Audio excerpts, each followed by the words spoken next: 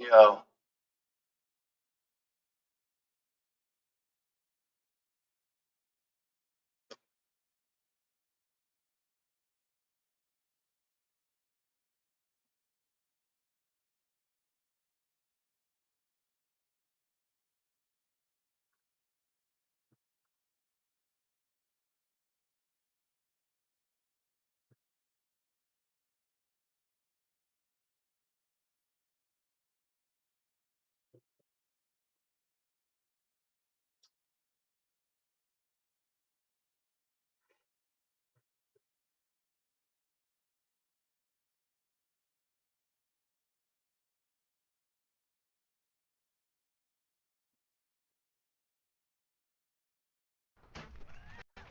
Hey, how's it going? Welcome back to Jeff's Barbershop. I'm your host, Jeff Wittick. This is a show where we give people haircuts, sometimes controversial people. We try to clean up their act.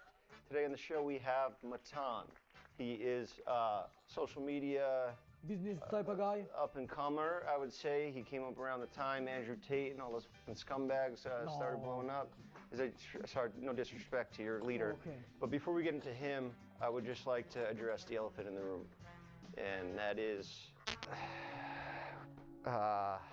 my former co-host was beaten down brutally and he's in the ICU and he won't be able to be here today. It's a very sad thing that happened. Don't know if he'll be back, but you know, they say everything happens for a reason and it was his time. I had nothing to do with it and we're gonna try to get him some help. So I don't really know how to start a GoFundMe or something like that, but if you guys want to contribute to him, you can either buy some of the products and I'll make sure some of that money gets over to him.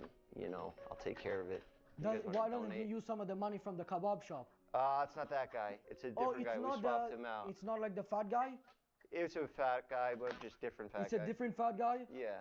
Oh. You got some hair here, man. Yeah, a lot long of hair. hair. It's like some sort of Kazakhstani bird's nest or something. Like that guy? Like a crow's nest, I would say, even. You know, I would love to rip that eye patch off your face right now and see what's going on under there. How old are you guys before I get in trouble here? Oh, I'm 17 and then he's 14. Okay, that's fine. So you guys are minors? Yeah. It's fine. YouTubers get to f around with minors all the time. It's been happening a lot recently. Yeah, big time. Are you looking for a transformation today? Because I know a lot of people hate you all around the world, and they're like, I hate this piece of shit. He's a piece of shit with shitty hair, and he's disrespectful, and he's a misogynist. No, I'm not a misogynist. Do you like women? I mean, I like them. Like, I'm not gay or nothing, but everybody has their place. How about this? Switch up the question a little bit. Would you rather be on a plane with a female pilot, or would you rather get a massage from a man? You have to pick one of the two. That's a tough question because it's between like death or a gay thing, so I don't know. That's really It's certain death if you have a woman pilot. You think a female would not be able to fly a plane? very likely, I think. Because it's something, if there's some turbulence, they might freak out and they might abandon the plane. They'll just start crying and panic and need a man to save them. I don't know if they would need a man to save them, but I think it's okay to have one of them as like the assistant, you know what I mean? Yeah. But I don't have any problem with females. That's like a misconception about me. Are you gay? No. Are you against gays? Next question. Why don't we chat while I start cutting your hair? Okay. Do you have something in mind? For the haircut? Yeah. I mean, I wasn't really looking for a haircut, but I'm just willing to do the show, just like small trim. You just want a tiny trim?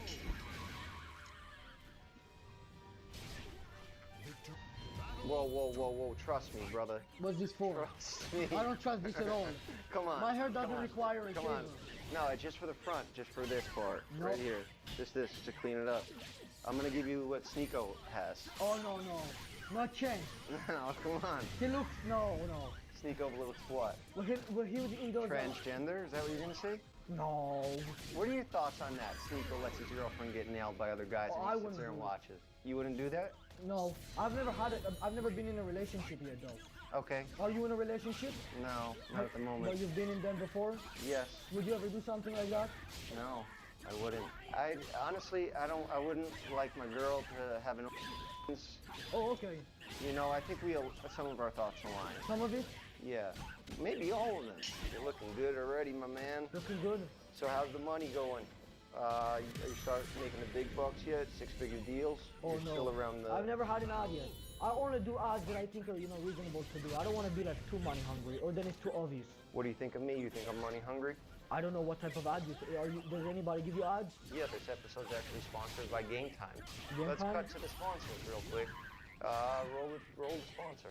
All right, real quick, I'd like to thank the sponsor of today's episode, Game Time. Game Time makes getting tickets for events faster and easier, even if you don't buy the tickets right away. As the event gets closer, the prices actually drop. Look, I'm a spontaneous last-minute type of guy. I don't plan things out that far ahead because I don't even know if I'm going to be alive tomorrow. But if there's like a UFC event coming up or something like that, I'll think, maybe I could text my friend Logan. Maybe he can get me tickets. And then when he doesn't respond, and then it's last minute, the prices are actually down more. So it's actually good that I can just buy my own ticket from Game Time, and I feel better because then I don't have to be like Mike and meet ride for tickets, Download the Game Time app, create an account, and use code WIDDIT for $20 off your first purchase. Again, create an account and redeem code WIDDIT.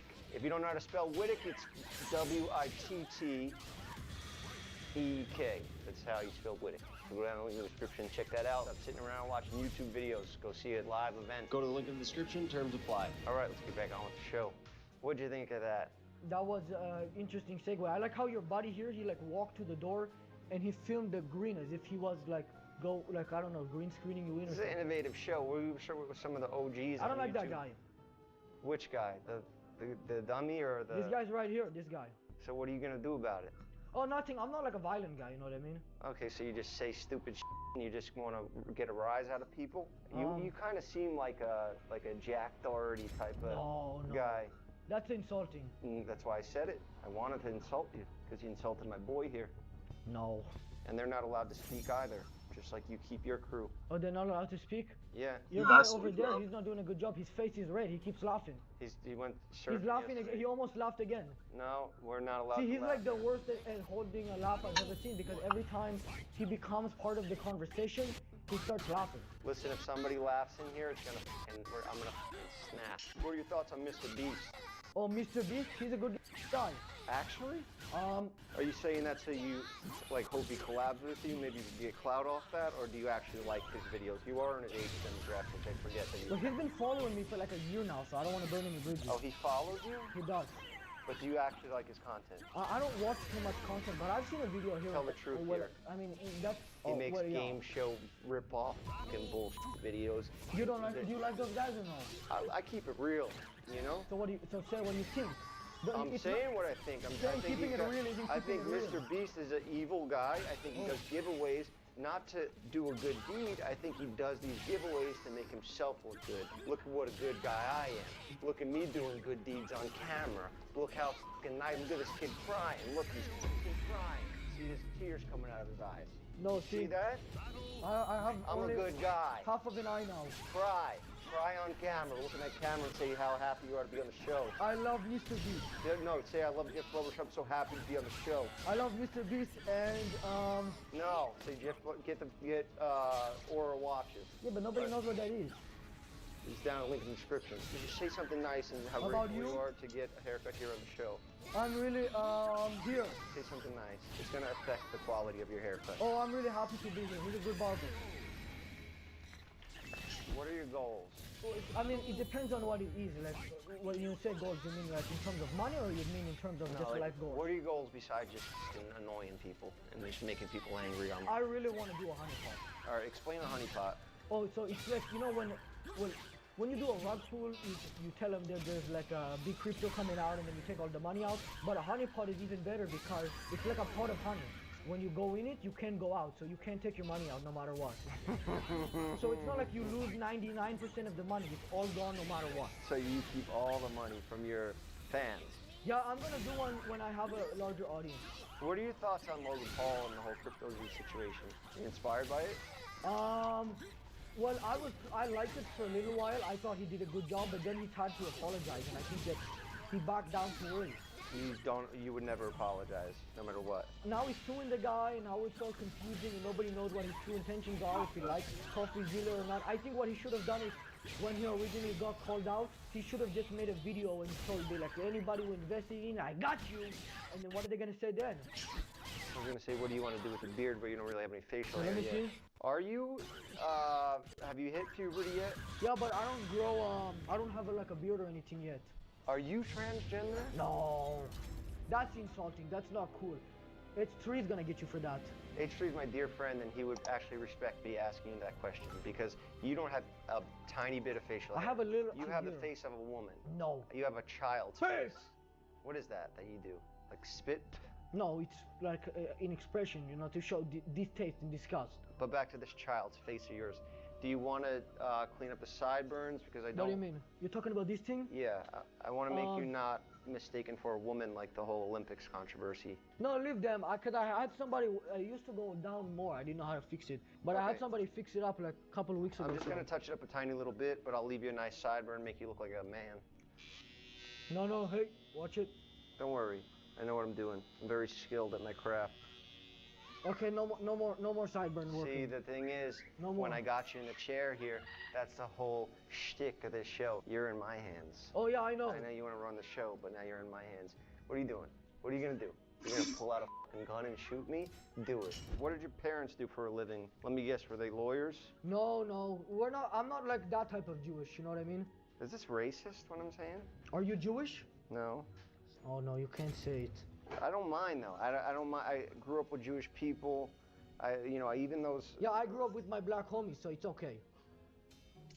Yeah. That's why, like, you can make the Jewish jokes and I can say the N-word.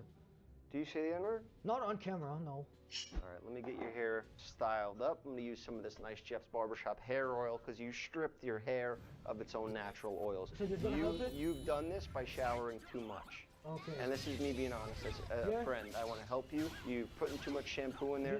I know you want to be clean. I know you want to be, looking good all the time and have good hygiene. That's why you get this healthy hair oil. And it's going to put the natural oils back in your hair and get rid of that fluffy fucking dead fucking bird's nest that you had in there. I think that was more like less of a friend helping and more like a promo for your own guys. It was more, yes, it was a bit of both, but I actually care about you. Do you make any money from your company? Because I don't know, like, are your fans dedicated enough to actually buy it? Yeah, I do really well. It's been around for several years. We're actually opening up our first location where we're filming the rest of this season in New York City. Oh, you're opening a barbershop? There's a picture right here of the first ever Jeff Barbershop. Forget about this kid for a second. It's a big moment in Jeff Barbershop history. I've gone through everybody in this town. I'm sick of everyone here. I'm at the bottom of the barrel here. Look at who I got on the show. I'm down to this little rat kid, this little brat, and this kid that thinks he's tough. Yeah. You're really gonna get a lot of smoke for that. The one-eyed community loves me. But Twitter. Is that your audience? Put it back on. His eyes f***ed up. This is actually made with. Okay, hand it to me. Charcoal. Would you like something to drink before we wrap? Me? Yeah. No, I'm good. You wanna smell it? It's not horrible, to be honest. Cody, grab a couple drinks for us. We're about to wrap, but we're. Can you get Mike a beer? No, he's underage. I would never give underage people alcohol. That guy's 23 years old. Oh, there he is. This is my Mike. He's my right-hand man. Go, bro. Good, everybody. He looks like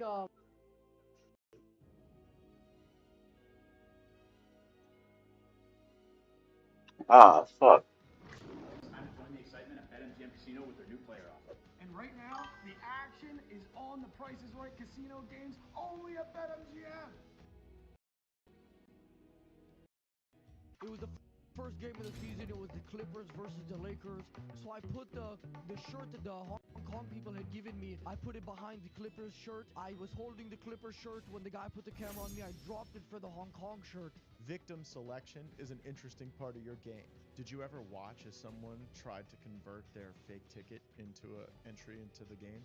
A lot of the times what would happen is there would be so many people trespassing into the stadium.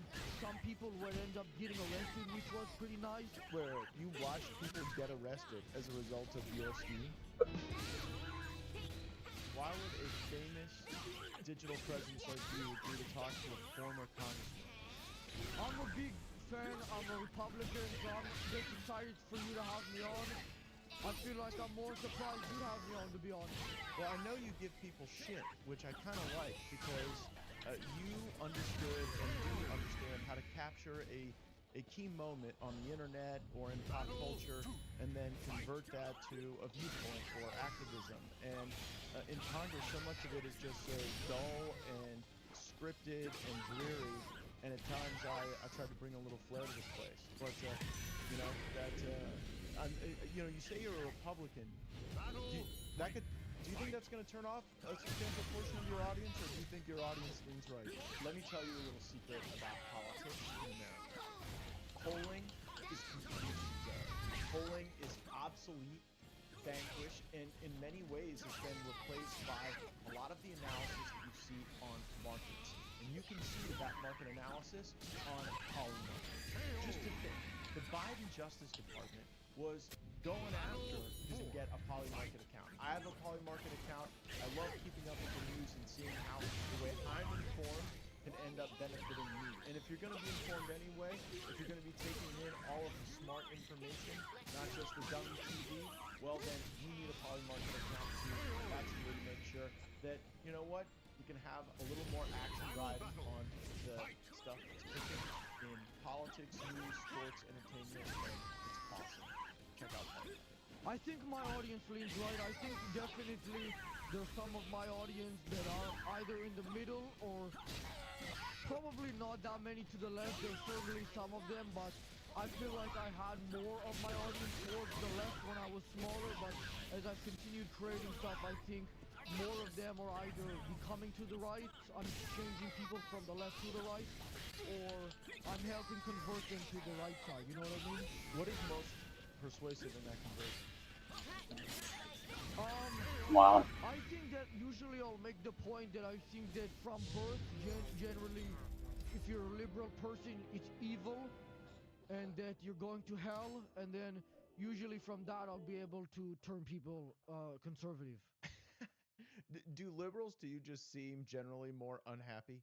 To me, they seem angrier, more self-doubting. We're all going to die. We're all going to melt in the globe. And conservatives like want to have a good time, party, say what they want to say, and enjoy success. Yeah, I agree. I think that those guys, they're a little more concerned about stuff like that global warming stuff. I mean, even if that is true, I don't know any of the real details. The way I view it is that that'll be a little far past my time, so why don't I drive the car? You know what I mean? It is just a problem that's out of my hands. What kind of car do you drive? I don't actually have a license, but whenever I order an Uber, I'll make a little note to them to get me a German car.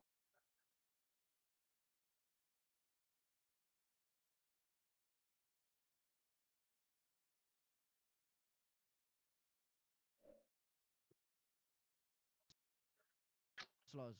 You can put that on the Uber. You can put anti-Tesla bigoted comment on your Uber requests. You could just deny the car. It'll tell you the guy driving, and it'll try charging you a couple dollar fee if you cancel it. But I'll usually just try and dispute it. Not even for the $3 or $4 that they'll charge you, but just out of spite towards global warming. So Uber is like when I was in high school, there was no Uber. You had to have a friend who could drive, and so then the people who were driving first had the coolest friends because that's who could take you out to go do stuff and get away from your parents. But I feel like Gen Z, you don't even want to get out of your parents' house. Like everybody is just sticking around, and do you feel like there's a sense with Gen Z for freedom and separation from that, or what should we understand about it? The gold is real, but so is the danger. Glittering handfuls. Oh, $37. Oh, that's a lot of gold. I'm hit. Oh God, oh God, oh God. I think that a couple years ago, maybe back in like 2018, 2019, pushing 2020, it was a little bit cool and stuff, maybe more of the culture to be liberal. But now I think that over the past 4 years, ever since Biden went into office, it's been more of a cultural thing to be actually conservative. I saw that interview that Gavin Newsom had with Charlie Kirk, where Gavin Newsom said that I think his son was a Charlie Kirk fan. So you can see with stuff like that that the culture is changing a little bit, and then it'll be a lot of the time from serious people like Charlie Kirk, and then there's even more serious people like me, but we'll use more sly tactics to change the culture. And you have understood those sly tactics for quite some time. It was a huge moment when this kid doing a dance at an NBA match decides to make a political point about Hong Kong, and it became one of the biggest stories in the world. You did that. How did you come to think of an NBA game as the moment to raise your concerns about Hong Kong and awareness? Originally, I just me and my brother, who I eventually ended up getting rid of, and another cousin of mine had some tickets, season tickets to the Clippers games because they were just so cheap. Most of the games we would just try to flip the ticket sales on stuff like that. But for that game and a couple other ones, we would go if we couldn't sell them for one reason or another. Wait, And was it a the paper ticket you were trying to sell or a digital ticket?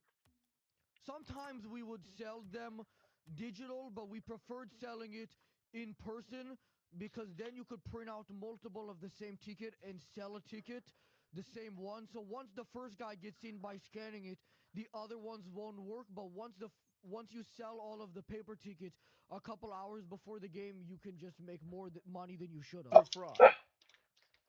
I mean, technically, yeah, but I mean, you're scamming other fraudsters trying to buy tickets off of a 12-year-old, so who There's can no you blame? so there was you never felt bad for the poor schmuck who bought these tickets and then went with their family to go see the Clippers games and couldn't because you sold them a phony ticket. I would usually ask them a couple of questions before, take a look at them up and down and see if I like the look of them. For example, if I thought that the guy was somebody with like a kid or something, I might refrain and tell him like, "Hey, move on. This is So actually what a were the scam I'm type of pulling people here." you were looking to sell the phony fake tickets to? Most people, I mean, if I really felt bad for the person, then I would avoid it. But most people, I didn't. I mean, I felt a little bad. I have a conscience and stuff. But, I mean, it was just hustling, and the tickets were pretty cheap. I mean, most tickets were like $20 to $40 because, All right, so you had your little grift running. yeah. You had your little grift running, and sometimes you end up with the tickets. So you go to the Yeah. game with your brother, and how do we get from there to Hong Kong? Yeah, I was pretty active in like politics when I was probably starting around 10 or 11 years old. And by the time I was 12, I was even more into it. So I was kind of familiar with the whole Hong Kong versus China situation, the protests happening there. Around that time, actually, a general manager, I believe, of the Houston Rockets, Daryl Morey, Dormy. he said something along the lines of like free Hong Kong, that he supported like them fighting back against China, and he had to apologize. I think China pulled either the NBA or Houston Rockets altogether. They banned all of the games. So there was this big controversy, but nobody was talking up about it. LeBron, I think, said that Daryl Morey didn't know what he was talking about.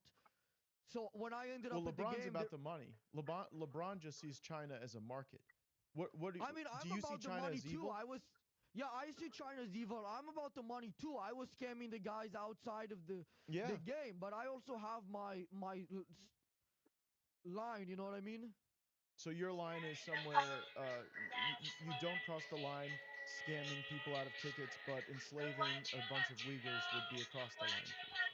Yeah, I agree. I think scamming some guy and his kids, as long as I don't like the look of them, is fine. If it's like 30, $40, times two, times three.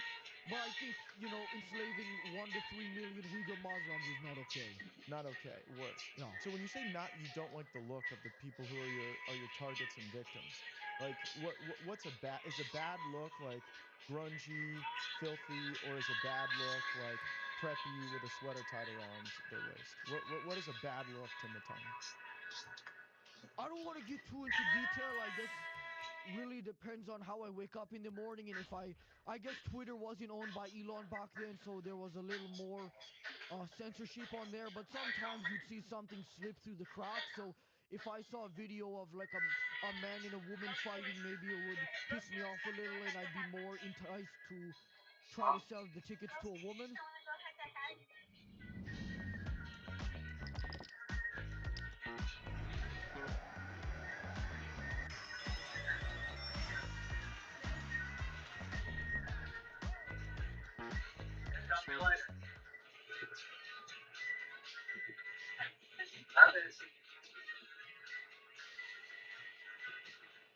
I'm gonna give the people the fight they want to see. Me and Nate. Whoever step back first is a gay. What do you think about the Zuffa boxing? Have you done any talks? He's doing a whole like different like blueprint. Like you can't even make money off sponsors because he's just coming into boxing and like think he could like do whatever he wants. But it used to be like for honor and glory. I think Floyd kind of changed that. He hurt the sport a little bit because I don't know if you want to get into this, but you got enough in an altercation with Amato, your brother. Can you tell us what happened? John Jones and Mike Perry's Dirty Boxing Championship 6 is coming back to Miami. April 10th, the promotion returns to where it all started with a stacked fight card from top to bottom. In the main event, the most polarizing man in dirty boxing, the Wolf Rob Perez, undefeated at 3-0, faces heavy-handed contender Michael Garcia, who's 2-0 inside the DBX ring. This fight is for the interim heavyweight championship. In the co-main event, undefeated standout Montavious Ware returns to face dangerous former UFC fighter Luis Saldana. A fight with #1 contender stakes written all over it. And yes, John Jones will be in the building for an exclusive meet and greet. Catch it live and free April 10th on the Dirty Boxing YouTube channel. Tickets are on sale now. I'm still broadcasting though. Like, if you had another game, we could We press my here, profile baby. right now Overdogs and watch me play podcast in the game. in his house for Shizzo. My You understand? ninjas. I see people use that one a lot in the emojis. They do a lot of the ninja. They put the ninja emoji up there. What's up, Mac? What's up, dog? They need a Mac emoji. Yeah. Yeah, it's just He's like always They need my repping wife right different now. teams, though. I don't know what his team is on. This is It doesn't? the Angels. It's opening week for baseball. No, We just I rock with the LA stuff I anyways, guarantee it bro. does. Young yeah. LA, Okay. show your boys You so much asked it. love, man. Voodoo. Promo code Perry if you there. I gotta throw Press my that one name. in there. See, he's on the line right now. You know, shout out to our new sponsor at Based Body What? Works. Y'all go check out basebodyworks.com. Use promo code OverdogsUSA. And get Ask smelling him. right, man. Your girls will be happy that y'all ain't smelling like that no more. You know, us combat sports fans, we can work up a sweat just watching some of the intense action. You know what I'm saying? Yeah. Get pretty brain fucking banged. Well, man, we got stuff to talk about. We got you know what? We might have missed it last time. I want to talk about it today. We got Sean Strickland versus Hamzat Chimaev coming up. There's been a lot of fun videos that I've seen. Obviously, they're taking that one. I saw Dean Thomas talking about no one knows what's going to happen if Hamzat and his crew are offended. They're literally offended. I mean, that's just part of the excitement, right? What does it say? I mean, do we have a money line on whether or not they get in an No. altercation before the fight? Because I mean, they have to, bro. I don't know how you. And I don't care. Yes. I'm just saying, like, how does Just in case I go to forget. Sean and say don't cross this line? You can't. No, well, look, Sean has crossed that line many a time. That's my point. He's going to do it. Like the UFC's not gonna go, okay, we'll give you a title shot, but you need to keep PC. You need to not be saying anything about religions or No, they dictators. can't do that. Freedom of What'd you speech. say? They That's what I'm literally saying. can't So do they're that. going Hold to on, hold be. on. Say again? He's back? Voodoo? Oh, Voodoo's a girl. Told you. I told you this mad long ago.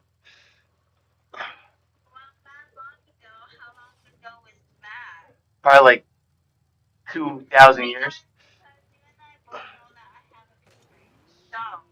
You have selective memory.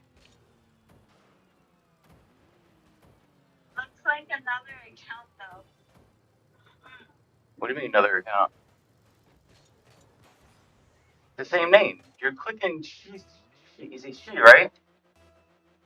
Yeah, she's clicking. You're clicking on that name. You're clicking on my name. It's not another account.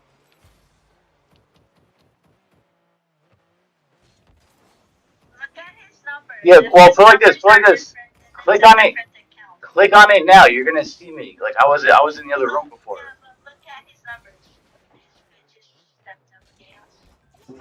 Look at that save. Say again.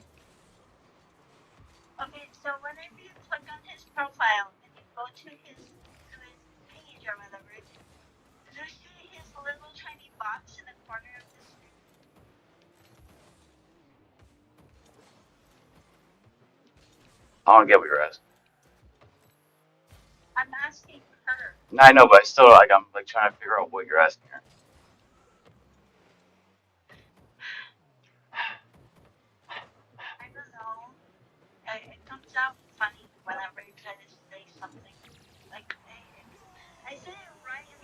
But his page is just him. But his page is just him, nobody else. I don't get it.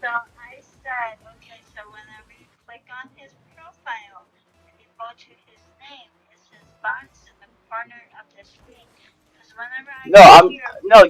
You know how my game broadcasts are. I'm in the game. Remember, like the screen. No, there's no little tiny. Like I can't add people in this game.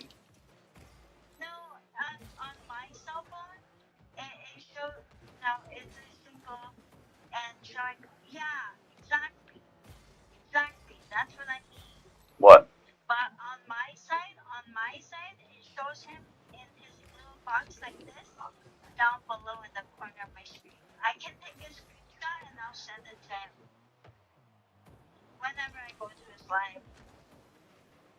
I'm in the actual game though. There's no little box.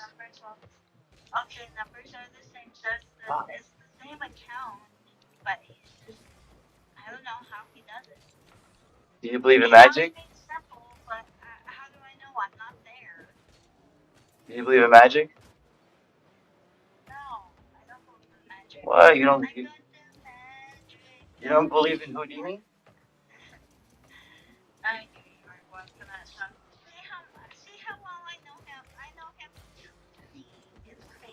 I got the magic stick. Do you think you hit once? I hit it twice.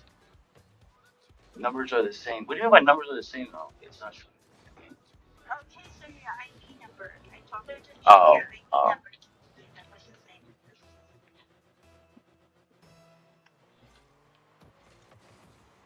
I ain't gotta lie to you, girl.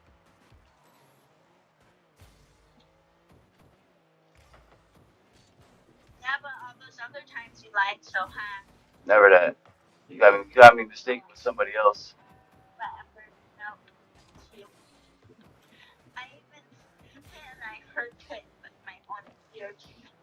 You heard what?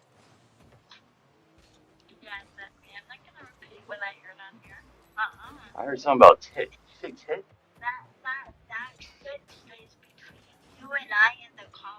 That shit stays in between my butt cheeks. Get it? Tit.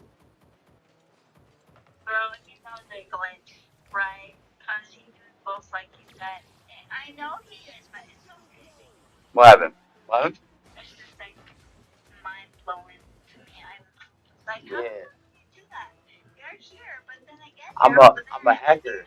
I'm a I'm a live me hacker.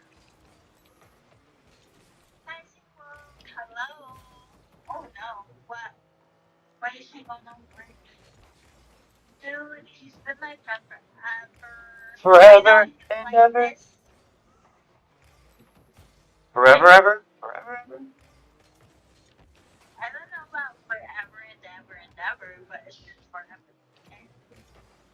And any endeavor. Forever and any endeavor.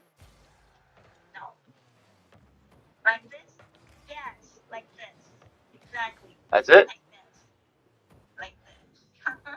That's a teeny weeny Oscar Mayer weenie.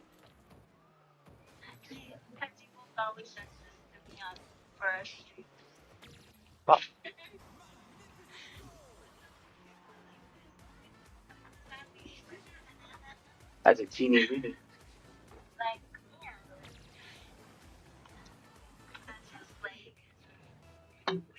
Take my strong hand. Take my strong hand. What'd they say? What happened?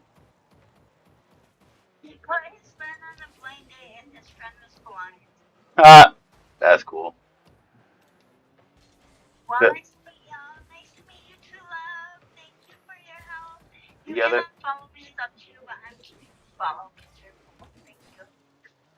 How cool. Hey, spell endeavor.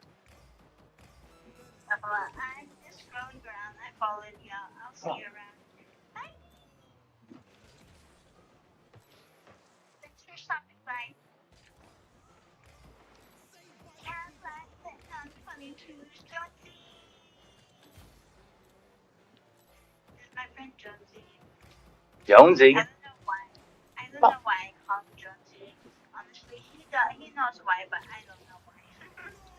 Is his name Jones?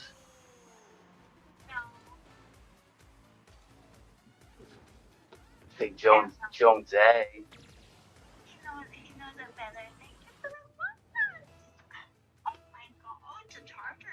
I got the magic wand. Say it twice.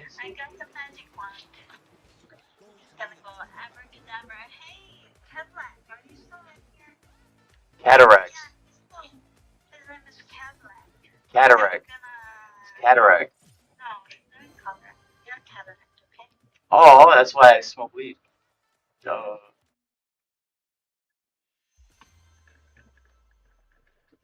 Duh. You like my thermostat?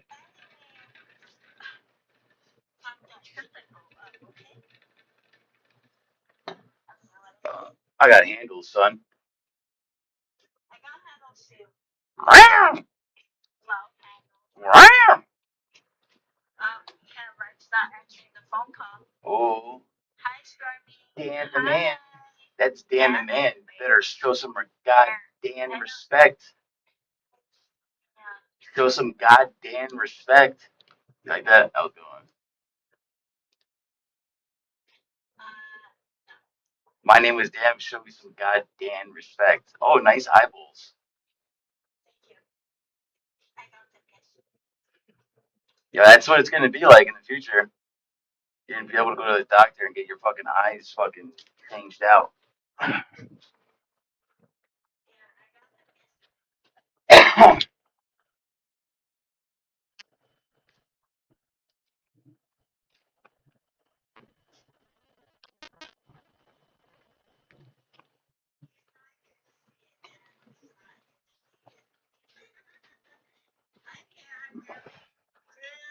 See what? What am I seeing?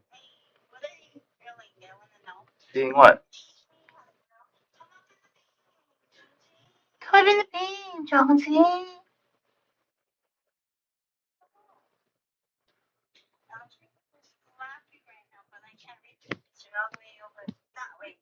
I just smacked you for me. What the hell is this? Are you sure you want some? No.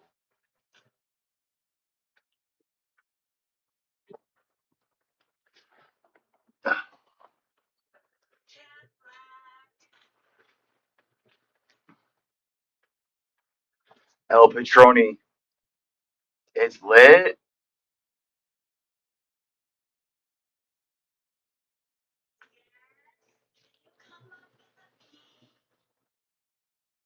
Say please. Jeez. Louise. I didn't hear it. I didn't hear it. Jonesy didn't hear it. Nobody heard it.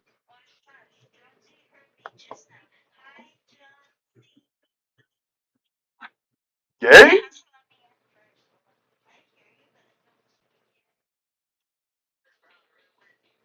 Oh. Wow. Wow. Wow. Wow.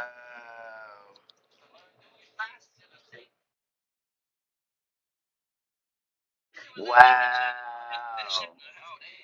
Wow. Story of my life, Jonesy. Story of my life.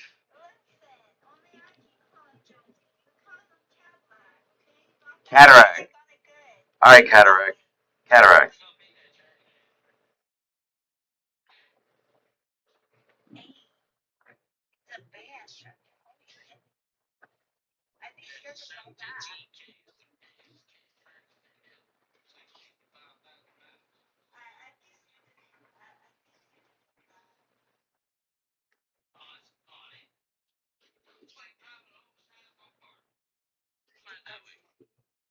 What's that?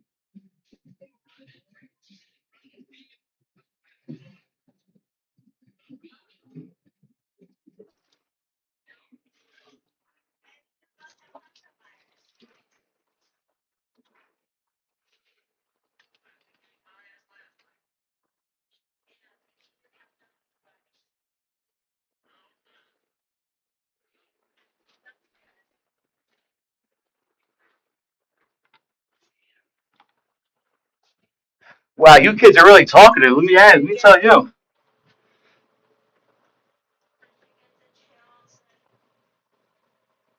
Did you get the chills? Your ass sweating?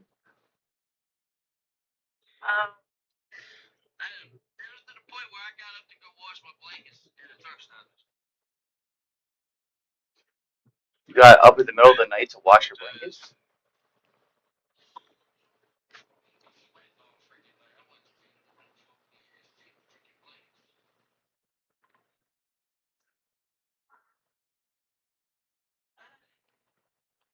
Ah. Oh, stop it.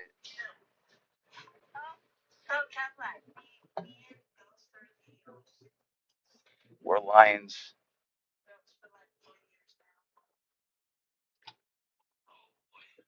Oh boy. Gee, golly, look.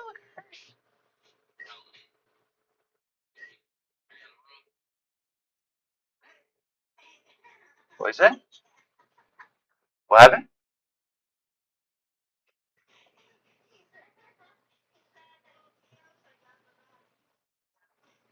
There you go. The lions scaring the little.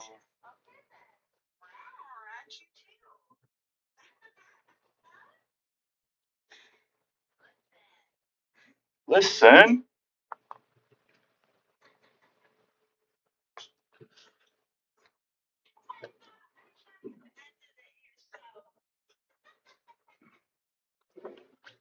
Huh?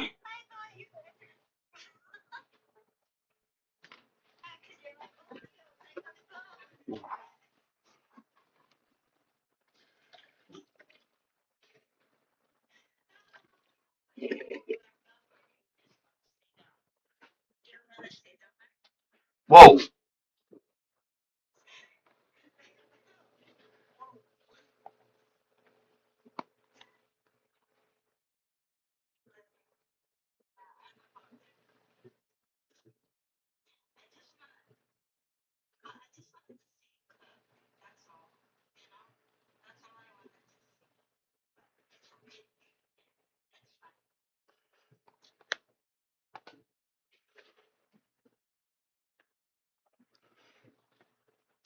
You hold this for a second? Yo, it's crazy how many. Watch. Hold on a second. Hold on. I'm getting so many views and likes.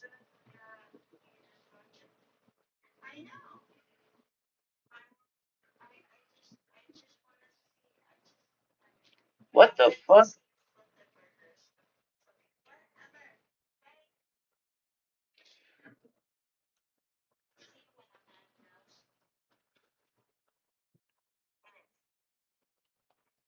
Yo, look how many fucking views and likes and like, bro, on Snapchat, bro, crazy, crazy amount of views and shit. Watch this.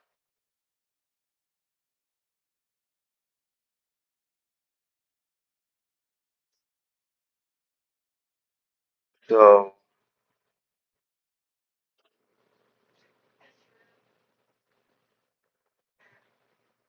yo, look at this one. Look at this, bro. Look at this shit. I got 52,000 views, almost 3,000 likes on my Snapchat, 2,100 shares, 650 reposts. I know. Can you see it or no?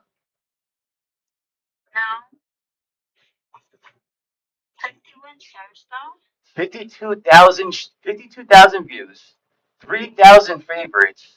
I got from one post, I got 123 followers, 2,100 shares, 652 reposts, 98 comments, 77 screenshots.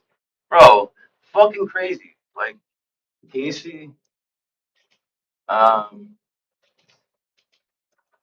you can't see like the side. Ah, whatever. Bro, crazy, yo. Like on all my shit, yo.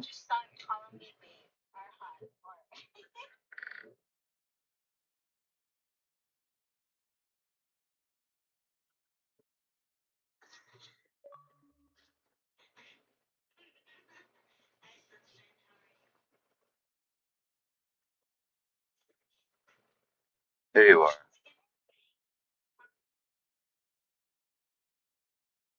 What?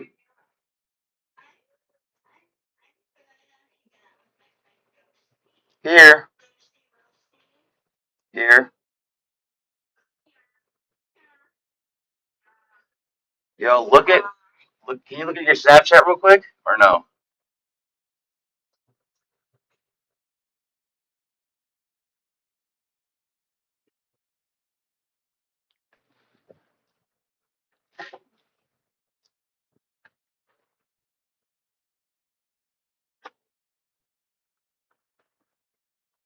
You see that? You see it or not? You see it, right?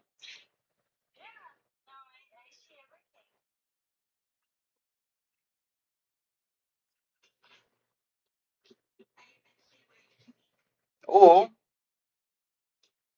don't threaten me with a good time.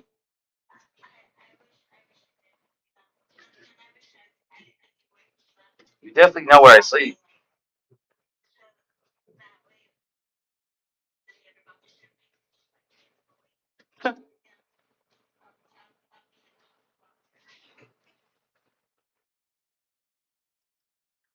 A blocker of cuts.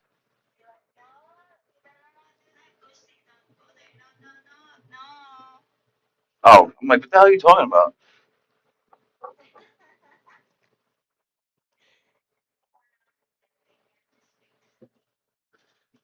Silly Willy.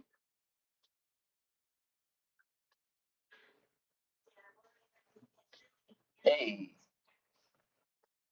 who the fuck is this Willy guy? Sounds pretty cool.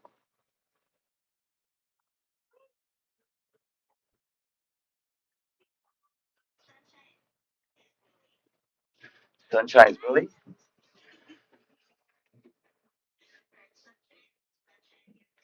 Everybody loves the sunshine.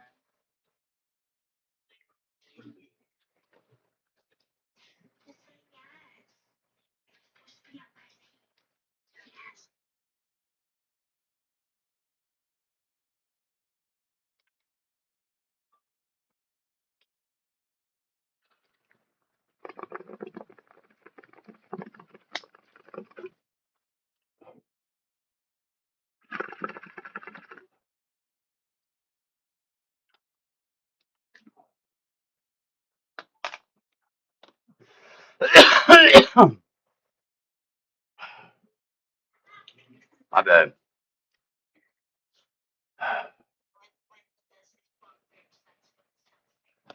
Oh, you heard it? I had to make a video for the Snapchat.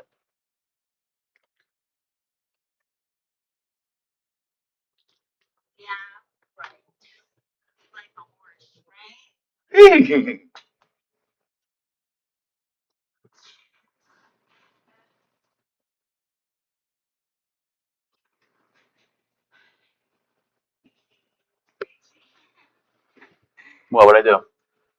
Um, it's what I do.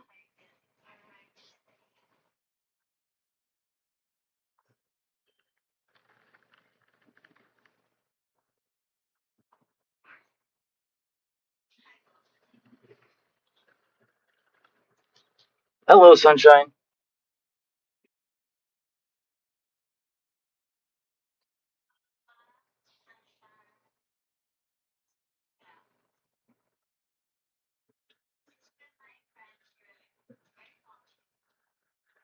For like 38 years.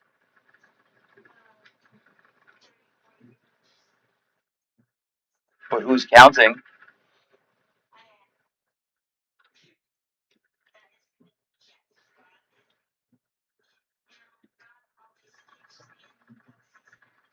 God is everything.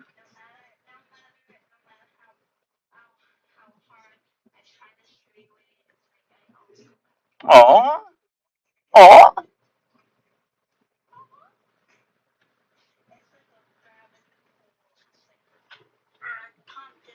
Gravity pool or a pool?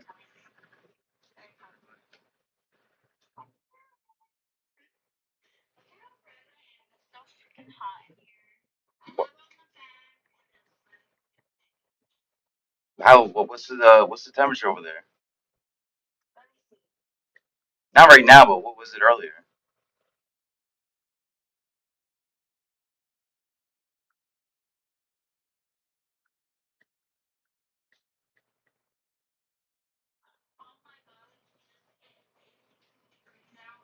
Right now?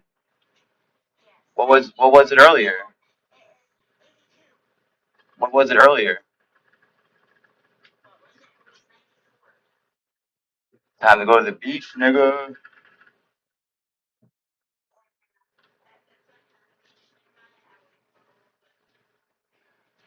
Son of a beach. Son of a beach.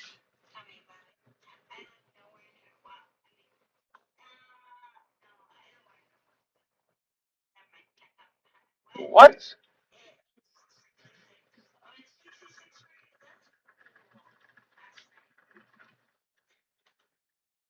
Where's that at? Where's that?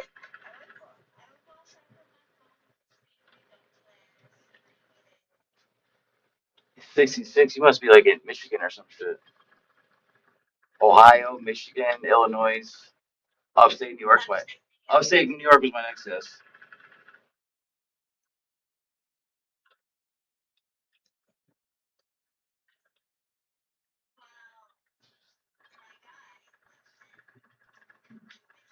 No, just New Jersey.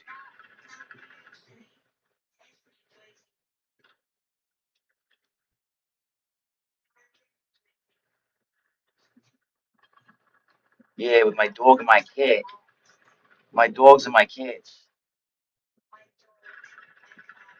My cats. My cats. My cats.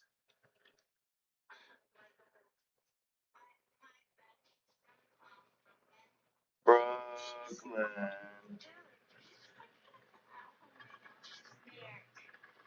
Say again?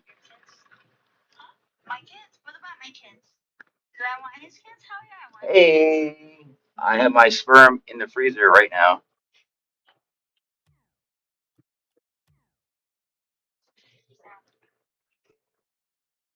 Wait, you said your friend's in Brooklyn, and you said was she's in the house? What you say?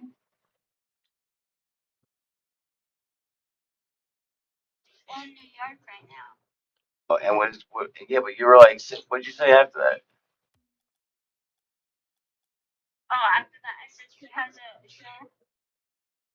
Oh my! You keep fucking lagging. You keep lagging.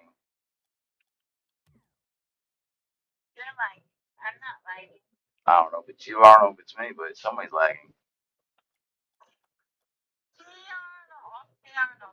Hey Arnold. Helga. Helga was the girl's name, right? It was Helga, right? Huh?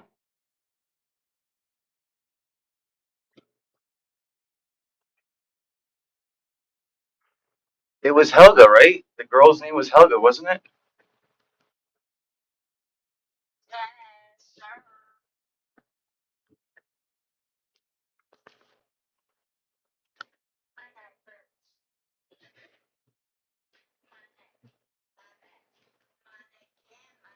Ooh, bars. You got them bars, girl.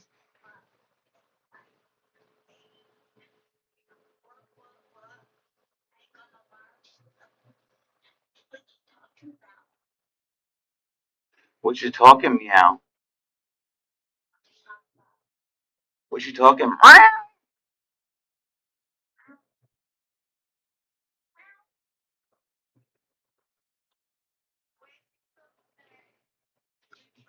I gave him away. I got him away. You heard me? I got rid of him. I got rid of him. Nah, he was his own little world. Um, Ferrets, they don't really they don't have a good memory. They're not good. They're like fucking goldfish dumb type shit. They're not that bad, but they're pretty bad.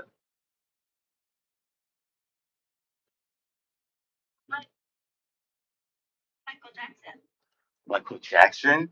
Oh boy, is that after he died or before? Shit.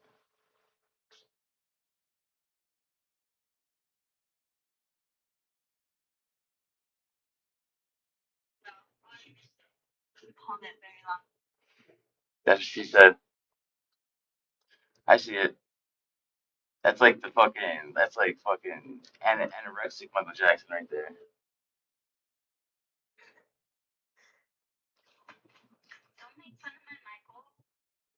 Who is Michael? Who the fuck is Michael? You cheating on me with somebody named Michael? The greatest legend that ever lived. Hmm.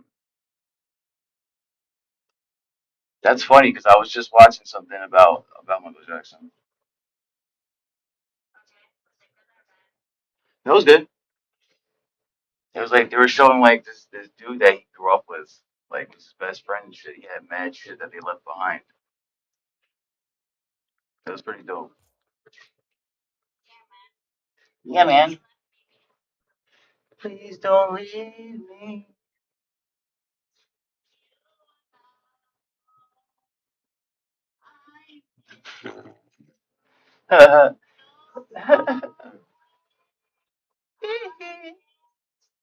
It's a good song. It's a good song. It's even better when you're singing it. Oh, exactly.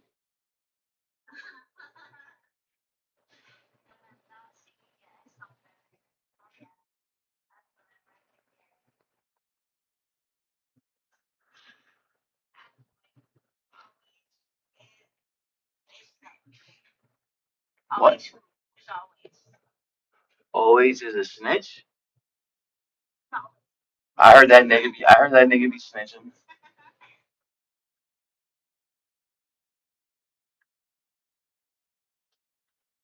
I heard he be snitching.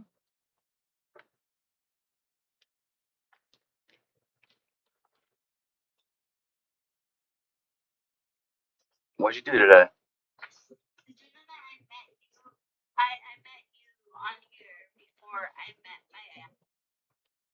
Oh my god, woman, you keep lagging. Hold on, you lagged. What'd you say? Oh my goodness. You keep lagging out. I hear you, but then exactly like at the time I'm supposed to hear you say something like important is where it fucking lags out. I swear to God.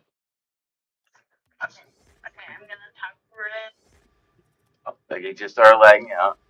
Hey, you're still. Go ahead.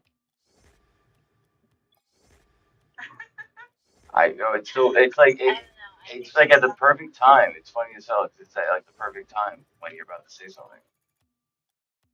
It's like it knows you're about to say something, and it just. Yo, I swear to God, bro. I swear to God, bro. Like when you start talking, you gotta fucking write it down on a piece of paper.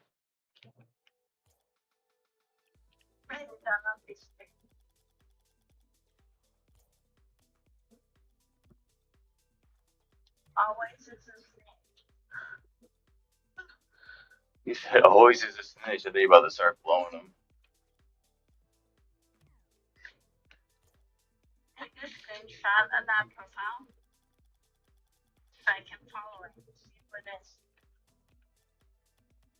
You're gonna follow always is a snitch? Huh?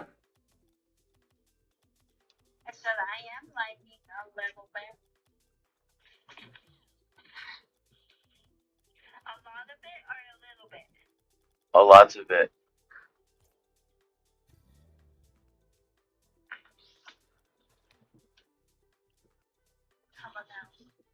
How about ow? I like that sound. That's a great sound.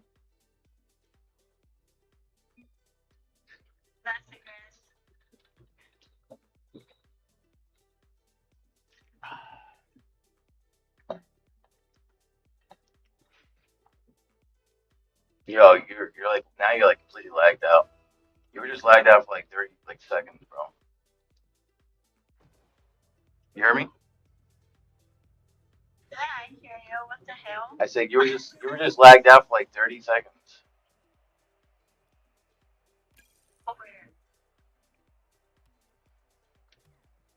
All right there, Glitch Mob. When was the last time you seen that guy, Glitch Mob? Remember that guy? You know what I'm talking about, though, right? I don't know where the hell he is, man. He was cool. He used to fucking run like his dad's store. They used to get like people. It was like a pawn shop. People used to just come in with the random shit. But it wasn't a pawn shop. But people used to sell like their used shit, and he used to buy it from them. It was dope. Dope ass store. Yeah, I think he used to go to like fucking flea markets.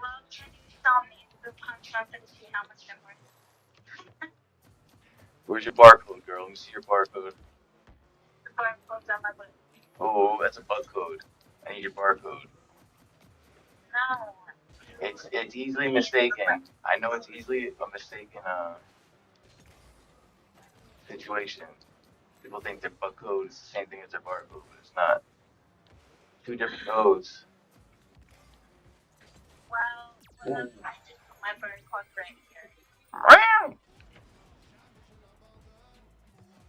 That's called the net code. That's called the net code. Hey, that's not an X though. It's a net code. If you want an X right there, it's the X next code.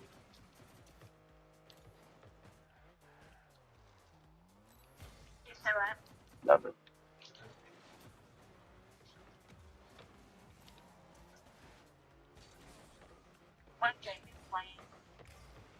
Playing with your heart.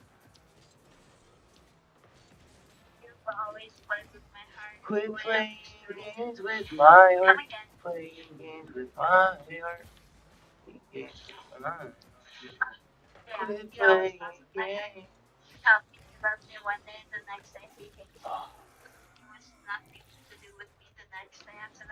Yeah, who is that jerk off? Who's that? Who was? Who are you talking about? No, you're not. That's oh.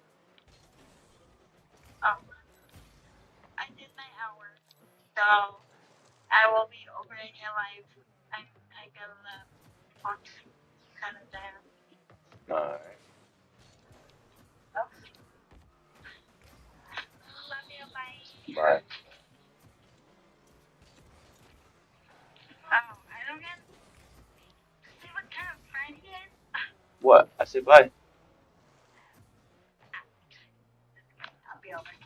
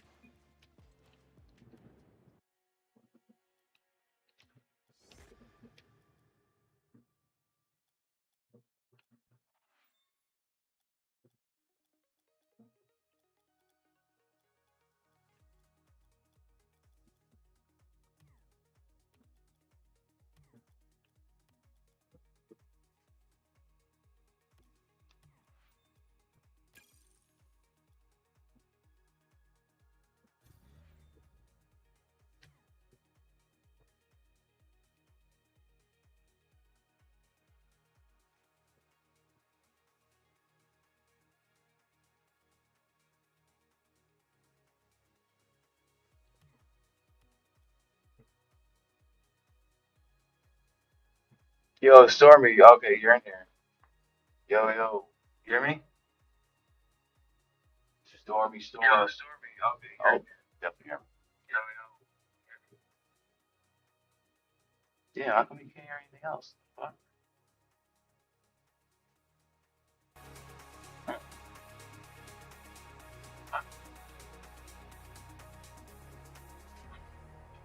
There it goes.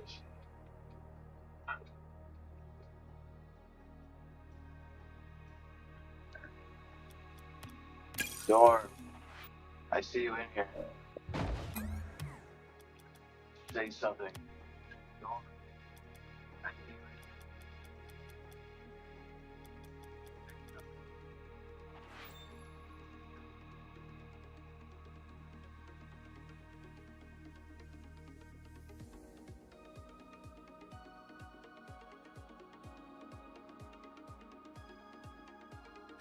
here. Stormyisms.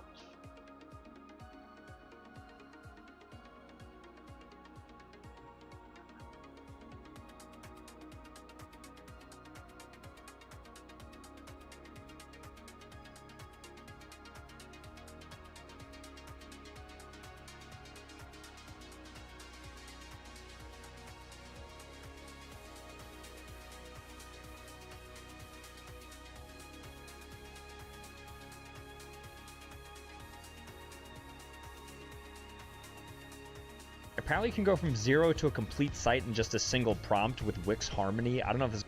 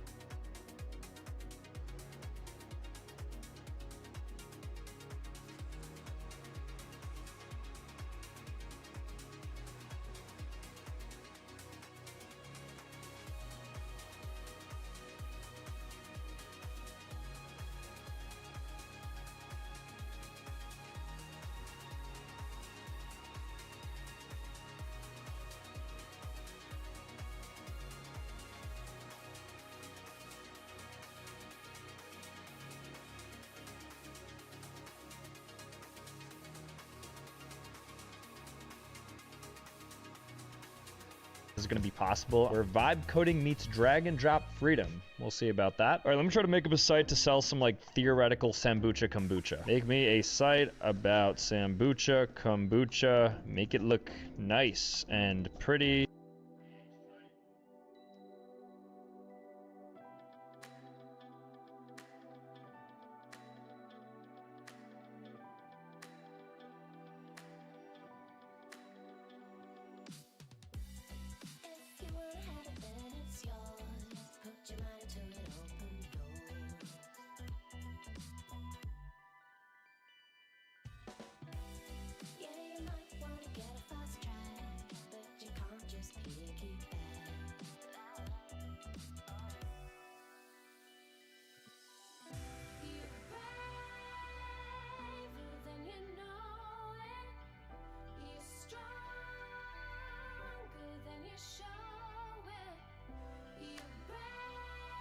Check it out. This better not be an I've got a crush on you bit. Oh no. Okay, what's the note say? Just say what it says to say. As long as it's not, you know, a slur. Is it a slur? Pass this up. Council Matan, we can't. Council Matan, Oh my give me this God. note. Give me this note. New evidence. New evidence. It's a piece of paper that says say the N-word. You, my friend, just entered the house of Padre. What the fuck is this? Oh, sorry, I'm reaching from a beer. Counsel, you may approach the bench. An order in the court. Guilty, guilty, not guilty. This is cringe court. 77 years ago, men and women came together to identify what is cringe and what is not cringe. Today, the state of California has blessed us with the ability to judge what should be continued and what should be ended by force of the cringe court. Today, we've got council members Sean Barrett, we've got Brittany Ray, we've got Spencer Bray, we've got special guest, internet legend Matan Evans. Say hello. How you doing? Everybody, we've got a full docket. Now remember, if you want to listen to this on Spotify and Apple Music, like it and rate it, because the more powerful we become, the more money I make, which is nice because I've got a family and I want to provide for them. And you know what I'm saying? Like, if I can get my kid into a nicer school or more expensive school, he'll have an easier life. So donate to me and also my coworkers, because once we start making some real sponsorships, we're going to get rich off this. So, but for now, we're still starting out. So don't you want to say you were listening in the beginning? Got it. So today's docket of cases is very complicated. We have some interesting stuff to go over today. We have Comment Court. Welcome to Comment Court. Before we get to the real dockets, we're going to look at the comments that our people left. So, should we open up the court to revisiting Lunchley now that we've sort of seen the arguments? So, guys, we talked quite a bit about Lunchley. Now, I did think it was sort of cringe, but we all seem to like Prime enough that it swayed the jury. Does anybody have any thoughts on that? I think because we were not necessarily looking at like Logan Paul, KSI, and Mr. Beast's character in the past, we were judging it as this one thing, this one commercial. Okay. And judging it as such. Everyone has good points. Like, yeah, it's you know, it's not necessarily the most virtuous thing to just make another product and do it slightly better. But what we were actually judging was kind of the commercial and how they were marketing and all of that, which wasn't necessarily that cringe because their fans are like 9 years old. Is it okay to like I see your point, bro. advertise to children in that way and these unhealthy things? No, not necessarily. But that's not necessarily what we were looking at then and now. Cool. I understand. I feel like more discussion is needed on this one. Should we go to another comment? I feel like we'll table this for another time. I'll talk about this. I really don't like TX2's music. It really makes me cringe, but I think it is cool that he is such a good sport about his haters. Seems like a nice guy in this show, and I like that he's sticking it to the real cringe lords who think drag shows should be illegal. This is correct. TX2 is a sweet dude. He's a sweet, sincere dude who just loves making music. You might not like his image, but he took that pepper spray like a fucking champ, and we will always applaud him for that here on Cringe Court. If you have comments you'd like us to read, we're going to start this as a regular segment. So if you have big suggestions, let's go through one more, and then we're going to get to the cases. Okay, so if you have big suggestions for us, this podcast is rapidly deteriorating. I engaged with some people who talked about that. Now, it's very important. The ethos of this podcast was never to make it the Brad Show, okay? We all know that I hate everything, right? You don't want to listen to an hour of me hating everything. The goal is to show, intelligent and experienced, like, folks who make content have semi-honest discussions about it, so you see how these things play out. You see me get fucking ganged up on all the time on this show. Maybe I'm right, but maybe I'm just a crazy person. But the idea that this person, I think I even, chatted with them like right before we came over here, like in the comment section, and they're like, yeah, it's just, they're not agreeing with the rulings. Okay. And I see their point, but this is something we're going to try to address today with a new mechanic. Okay. Something that we don't do too much is instigate a lot of fighting on this show. So today we have this axe called the burden of proof. In between videos, we will pass the burden of proof on to one council member, and it is that council member's job to defend the video. The opening statement will be made by whoever is to that person's right in each episode. For our first video, the defense, the burden of proof will go to Sean Barrett. Very good. So that is our new mechanic. So, Sean, you have to defend it whether you like it or not. That's correct. Yes. He has to defend this. Because we need a dissenting opinion. There's so many videos that come on this show where we aren't able to fully explore it because we're all in agreement. We're like, this fucking sucks, right? And ironically, Sean is about to defend someone who is very difficult to defend. Our first case, YouTuber Jack Doherty crashes a new McLaren while looking at chat. Let's run the clip. With almost 500,000 customers and over $1 trillion of secure payments, Bill isn't new to intelligent finance. It's the proven way to simplify bill pay and maximize cash flow. Want to learn more? Visit bill.com/proven for a special offer.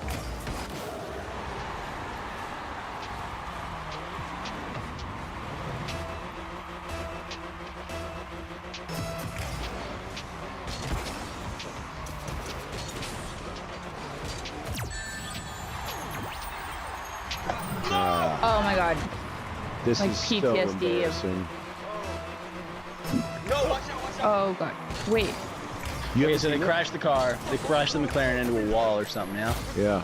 I saw this. Wait, there's another angle of him getting pulled out of this. Yeah, Michael. Are you okay? Whoa! God, the camera. Oh my God. Cameraman's bloody as hell, his passenger. Bro, my whole fucking car, bro. No fucking way. This feels like a skit. Oh my God.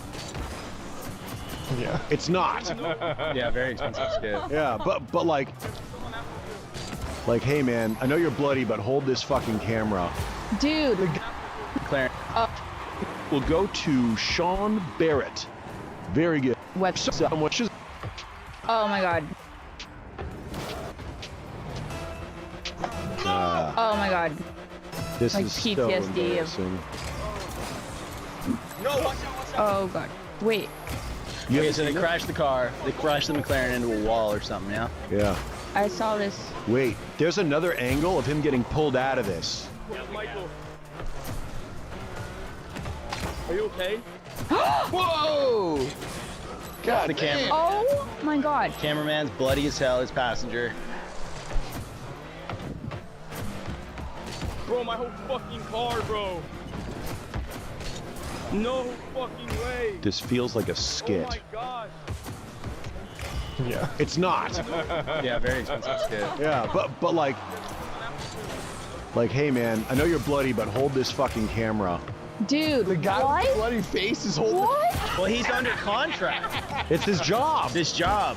I got another angle for you. Let's do the other angle. So, He could be passing out. Council Ray, is this the first time you've seen this? Okay, I am from Miami, and this is in Miami, and I follow an account called Only in Dade, and they posted a short clip of this, and what's really funny, I don't want to spoil it, what happens at the end. Oh, there's something that happens at the end? What Well, do you mean? just like he's complaining that he crashed his car, but then he's like, now I have to go home in a Tesla, because Oh, a that's Tesla so comes to fucking pick it. dumb. It's like also an electric blue Tesla.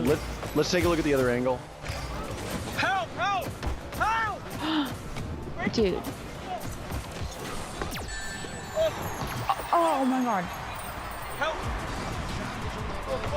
Literally filming? Oh. Looking into the camera. Getting him up out of the car. Pat, he's looking into the camera. Fuck, dude. My fucking car. Holy shit, no. Are you fucking kidding me, bro? Is he still alive or no? No. His car, he's not even checking on his friend. Oh my Dude, God, his friend is effed up. bleeding. Michael. I didn't see that much footage before. All right, Good so I luck. think we've seen enough. Opening statement. Council Bray, please tell us why this is cringe. You know, I don't really know how to lead on. I mean, okay, let's talk about his friend that has a bloody face. Right, your friend is. Is it his Wait, friend? wait. Quiet down, Council. Hey, He's making man. an opening statement. I like this already. That axe is awesome, but slow down. All right. Make your opening statement. You have 1 minute. I will begin with my opening statement. I lied. You have 2 minutes. Go. I'm watching the clock. Now, his bloody-faced friend holding the video camera while enduring hardship is cringy. That is bad to make your friend suffer while videotaping you doing stuff. And All right, that is an excellent opening statement. Defending statement, Mr. Sean Barrett. Go. There is nothing cringe about this whatsoever. Have you guys ever driven a really expensive sports car in the rain, especially when you're not expecting weather like that? The traction on these cars is not like driving like a Ford Fiesta or whatever you used to. It's different. It's like, so it's, yeah, he's looking at his phone and all of that, which normal people do when they're driving a car, right? And for you guys to be like, oh, his friend is bleeding, but it's not his friend. It's a guy who he's paid to work for him and do a job no matter what. It is yeah, he's a little bloody, but you're like, he's walking, he's moving around. Like his buddy is not a buddy. It's his coworker, and he needs to do his job regardless. Like nothing, So Barrett. nothing cringe about it. That is. He is. I do see Council's point. That man was never He's Jack fine. Doherty's friend. He's an expendable asset. Yes. Council Ray, what do you have to say about this situation? If I was a waitress at a restaurant and slipped and fell, hit my head on the bar, and my head busted open. Like I would like. Are you know, not I could aware literally sue that the- there's things on the floor? That's why you need like non-slip shoes. You Do need you to protect realize yourself for the job also you go into. If you're gonna go to the army, you're This gonna wear a dude vest. was driving. It's like his fault that this guy's. But you've never driven a McLaren. Like it's like Hey, you know, you can't apply civic rules to a McLaren. What does this have to do with the car? It's not cringe that he crashed the car. It happens. I mean, it's cringe that he was videotaping, which is probably a part of the reason why he crashed. Besides hydroplaning and it's raining, and you have to be extra careful when you're driving. Mickey Mace. What's that? In the rain. I think Jack Doherty needs to do a triple podcast. You and Mickey Mace. Oh, I agree. I totally agree. Yeah, we'd all get along and have a good time and have no issues. I'm sure you guys would be great friends. Yeah. Council Evan, what do you believe? So what are your initial thoughts on this? Is this cringe or non-cringe, and why? I already saw this. I don't know. I think it's really interesting. I don't know why. Actually, I know why. I think he just doesn't really have a moral compass, but he's an interesting guy. I think.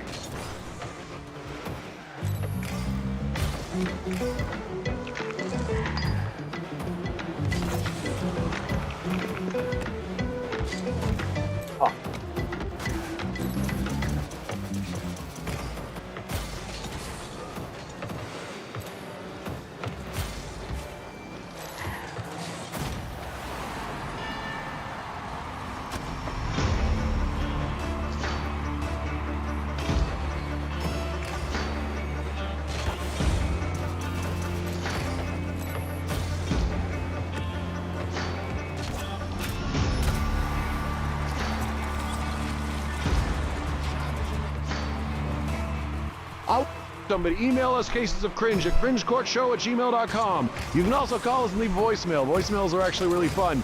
202-820-8258. Go to iTunes and Spotify, rate and subscribe. Mr. Barrett, how can we find you online? At Mr. Sean Barrett. Brittany Ray, how can we find you online? Brittany Ray all day. Matt Ton, how can we find you online? I do tech reviews. Of manliness. To like wrestle with their bros for 3 days. I just don't want to do that.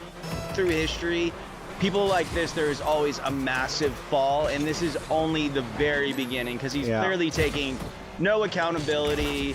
Like, to not have any empathy for your friend, hand off the camera is absolutely like insane to me. All right, very good. Excellent closing statement, Council. This just happened. No, but he lost now. Oh, well, no. He passed off the burden of proof. Anyways, it didn't matter. Everybody is universally in disagreement, even though Council Barrett did an amazing job of defending this fucking juice box. Jack Doherty, I sentence you. Huh? Juice box. Okay. I didn't say juice. I didn't say juice, baby. I didn't say juice box, baby. Juice box is an entirely different thing entirely. We'll get to the juice box later. We're both Jewish, so we're allowed to make those jokes. Yeah. I'm not Jewish. God damn you. Pulling him on was still a good idea, I swear to God. In conclusion, Cringe Court finds Jack Doherty guilty of grand cringe. Guilty. We cannot have this fucking bullshit repeated. Fuck, this is such a horrible video because it sends such a terrible message to literally everyone alive. Our next case. Alpha Male Boot Camp. The burden of proof is now on. Council Ray, let's take a look at the... Well, brutally, maybe the last friend was also injured in an auto accident. No, you're misunderstanding. Oh, I am. Now the guy in the car with him, it's another one. Oh, God. I'm not saying there's another guy who might be. Now we have a confirmation. Wait, what? Guys, I don't think we can encourage him to continue. So I think what Council Evan is trying to say is that Jack Doherty is consistently crashing McLarens for new content. We cannot encourage this. Because if this goes well, if he does not receive substantial financial punishment for this, then every kid with a fucking car that's fancy in Miami is just going to crash it and wait for the window to be broken and just pray that their friend is injured enough to walk. You know what I mean? Like, let's be honest with each other. Whether we like it or not, this is a hero to millions of children. And we do. That's right, Judge. And that friend, the cameraman, is now the proud owner of a brand new, I'm sorry, I got you in an accident jet ski. So he's got a jet ski. Just a jet ski? Another thing. Jet ski? New jet ski. Oh wow. I don't think. All right, guys. I got my filmer, a brand new 300 horsepower super truck. Notice how he didn't say friend. Sorry, Gift, for. Wait, what? He said filmer. Oh, sustain, very good. Wait, where is it? Birthday today, but He said I got my filmer at 300. He doesn't even want to call him friend. I hate to say it, but Council Barrett is killing this. All right, guys. So my filmer Michael just got back, and now I'm. He should be getting him a McLaren. Guys. I think the issue is that he's gonna forget about it sooner than later. He's gonna forget about the jet ski. Yeah, he can't remember it for that long. I've never seen a jet ski as a Band-Aid. Because he's got brain damage. Yeah, that's fair. Yeah. Oh my God. Well, yeah, you see him gripping at his head, Oh, keeping his they're in brains Florida, in. no? Yeah. Yeah. So he's probably gonna lose it anyways, no? No. Yeah, right now. I Yeah. have- He's giving a jet ski so he dies in a jet ski accident. So he can't sue him. God, yeah. Oh, he's gonna survive the hurricane. Dude, Go ahead, Council Ray. I literally have hydroplaned on that same exact highway in Miami when I was like 18 and spun out and almost. It's fucking scary to be driving in that weather. Why wasn't your camera on? You could have gotten quite a few I views. had two hands on the wheel and I was like Ooh. paying very much attention. I was scared and I still hydroplaned. You need to. You can't. You have to put playing yourself around. You in can't be his messing around like shoes, that. though. Like if your job is to create content 24/7, like a live streamer, you would have had some sort of a filmer with you. And in that scenario, you'd be like, okay, this is a tragic situation, absolutely. And it's What also exactly good. was he filming? And I don't. We don't they're know. live streaming. We got to get the chat going and all Theories that. are that he was reading the chat. And for the live stream in that all he was honesty, in. it's easier to not have to process that trauma if you can kind of push it on maybe to later. I don't know. If I'm driving an expensive car, I'm being extra careful. If I'm driving in the rain, no matter what car I'm driving, I'm being extra careful. This kid just doesn't have a brain. Let's hear from the jury. Cassidy, That's what he's doing Bryson. now. Look at him. Oh. Everyone, double tap the screen. We're almost at 1 million likes, guys. Let's see how fast we can hit it. Let's see how That's fast what we can he's hit doing it. now. James He's Ellis, thank you for the asking galaxy, for bro. gifts, I guess. I just followed you back. Oh, Look, there's 3,000 people that called him gay. Let's see how fast we can hit my galaxy, yo. I'm gonna follow everyone back once All we the hit it. comments say Appreciate gay. y'all. Now- Cole with the now galaxy. wait a Thank you, second. Cole. I appreciate it. That's really funny. Stop speeding. That's awesome. This was post-accident, is that right, Bailiff? Yeah, yeah. So post-accident, if thousands of people are repeatedly calling him gay, Gay, L Jack. crashing a McLaren just to be relevant again is crazy work. I do believe that justice is being served by his own comment section. Jury, what are we thinking, Cassidy, Bryson?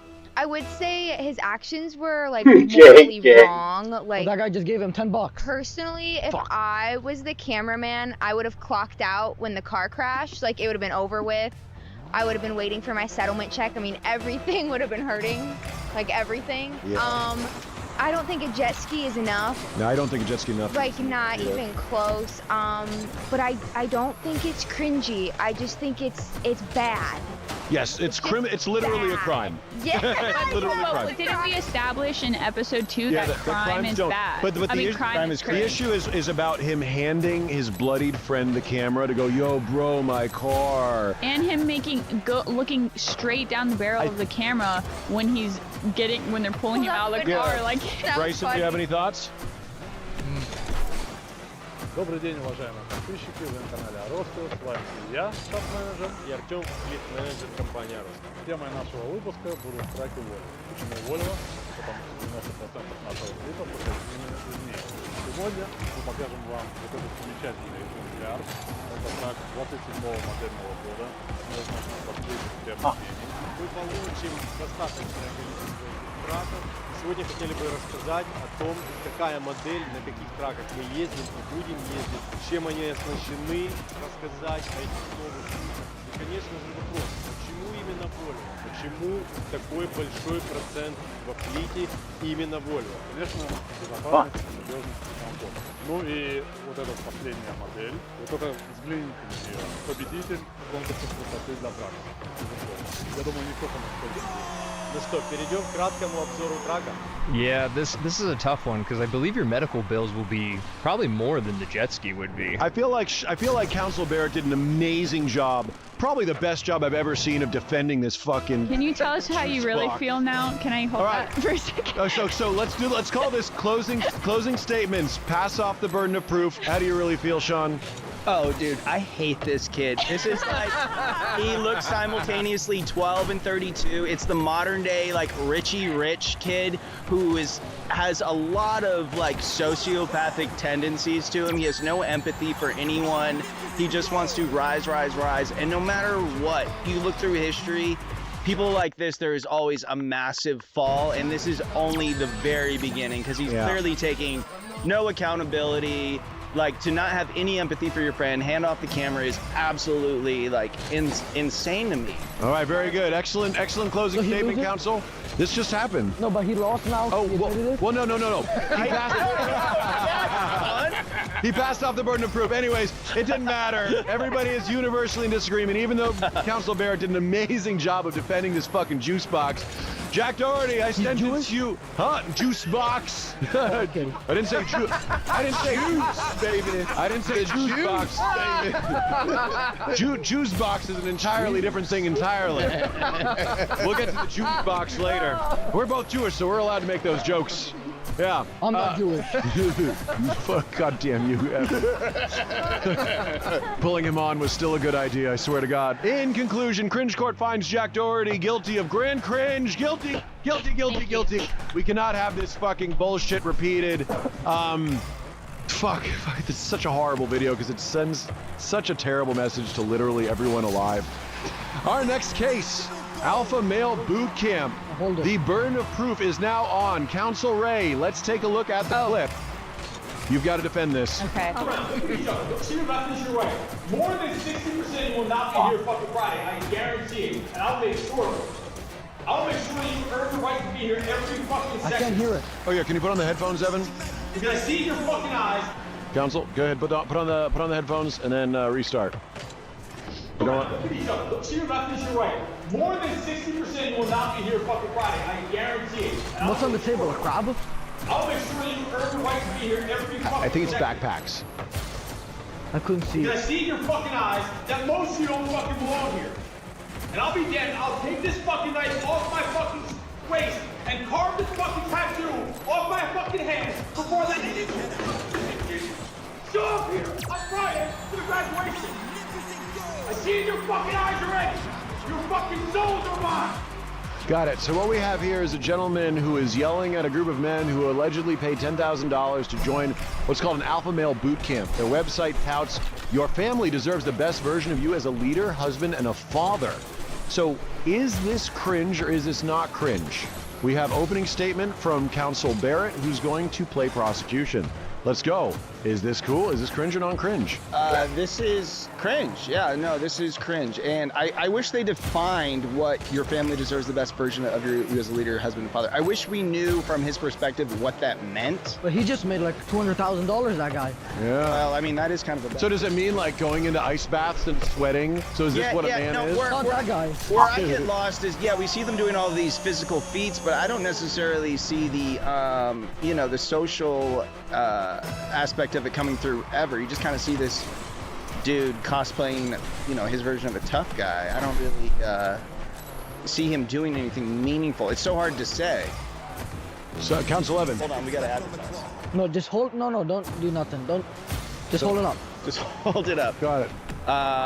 Yeah, no, this guy sucks. I don't know. I've seen other videos. He's just kind of always doing the things, and his pants are always so goddamn skinny. Like, he's not gonna like say something about that. So it's basically military boot camp training for people who aren't in the military. Counsel Ray, defend. Opening statement. Listen, all I'm saying is that guy the kid we just saw, Jack, in the last video, should totally be getting his ass whooped in this exact. I don't like this guy, but I agree with Brittany. Yeah, I think that, these people signed up for this. They know what they signed up for. They want to, I think it's good to challenge yourself, get yourself, whether it's CrossFit or some alpha male, whatever. This is what you want to do. You want to drown yourself in an ice bath and run. I mean, it looks like they're being pretty healthy. It just looks like there's a lot of physical contact between these men. This looks actually like quite a romantic setting for some people, to be honest with you. Honestly, it doesn't look that bad. It just looks like, this is like Dude, You know? linking arms with your bros and frolicking in the water seems like, honestly... Yeah, they're probably all intermittent fasting. I think they're doing something nice for themselves. They will go back to their wives' better version of themselves, probably maybe appreciating a warm, nice bed next to their wife, and I think that this this guy's doing what he was paid to do, is scream at them and instill a fear in their eyes. Very good opening statement. Council Evan, what do we think about Alpha Male Boot Camps? Oh, I like them a lot. $10,000. You like them a lot. Why is that? No, I like the guy a lot. Oh, why is that? He made a lot of money. Oh, got it. Okay. So since he made a lot of money, what he's doing... He's a really good actor. So you believe that this is all a game, he just wants to act like a tough guy Well, in order he's to the make only money. one playing the game. Well, they're all in the game, but he's the only one who knows it.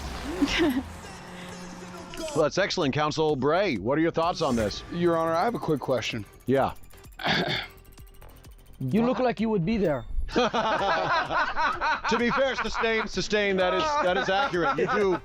You do look like that's a compliment. That's a compliment. You look like a tough guy, Council Bray. So bad fucking ass? Yeah, it's because you got wide shoulders and a mustache. That's You look what's up. great.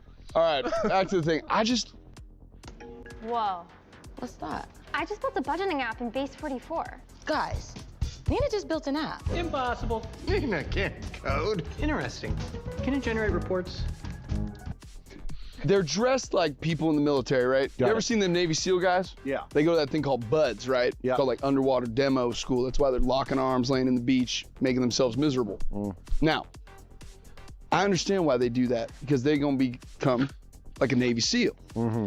What the fuck what do these guys become? No, they pay $10,000 to like wrestle with their bros for 3 days. I just don't want to do that. Like with 10 G's, I'm gonna go wrestle fucking underpants guy over here. It's kind of the equivalent of like the excuse me, like the Tony Robbins thing where they walk on the coals. It's essentially the same thing, just a little less alpha male. And I've had 2 or 3 friends do the Tony Robbins thing, and they get on this high because everyone around has got this like kind of like group mind thinking.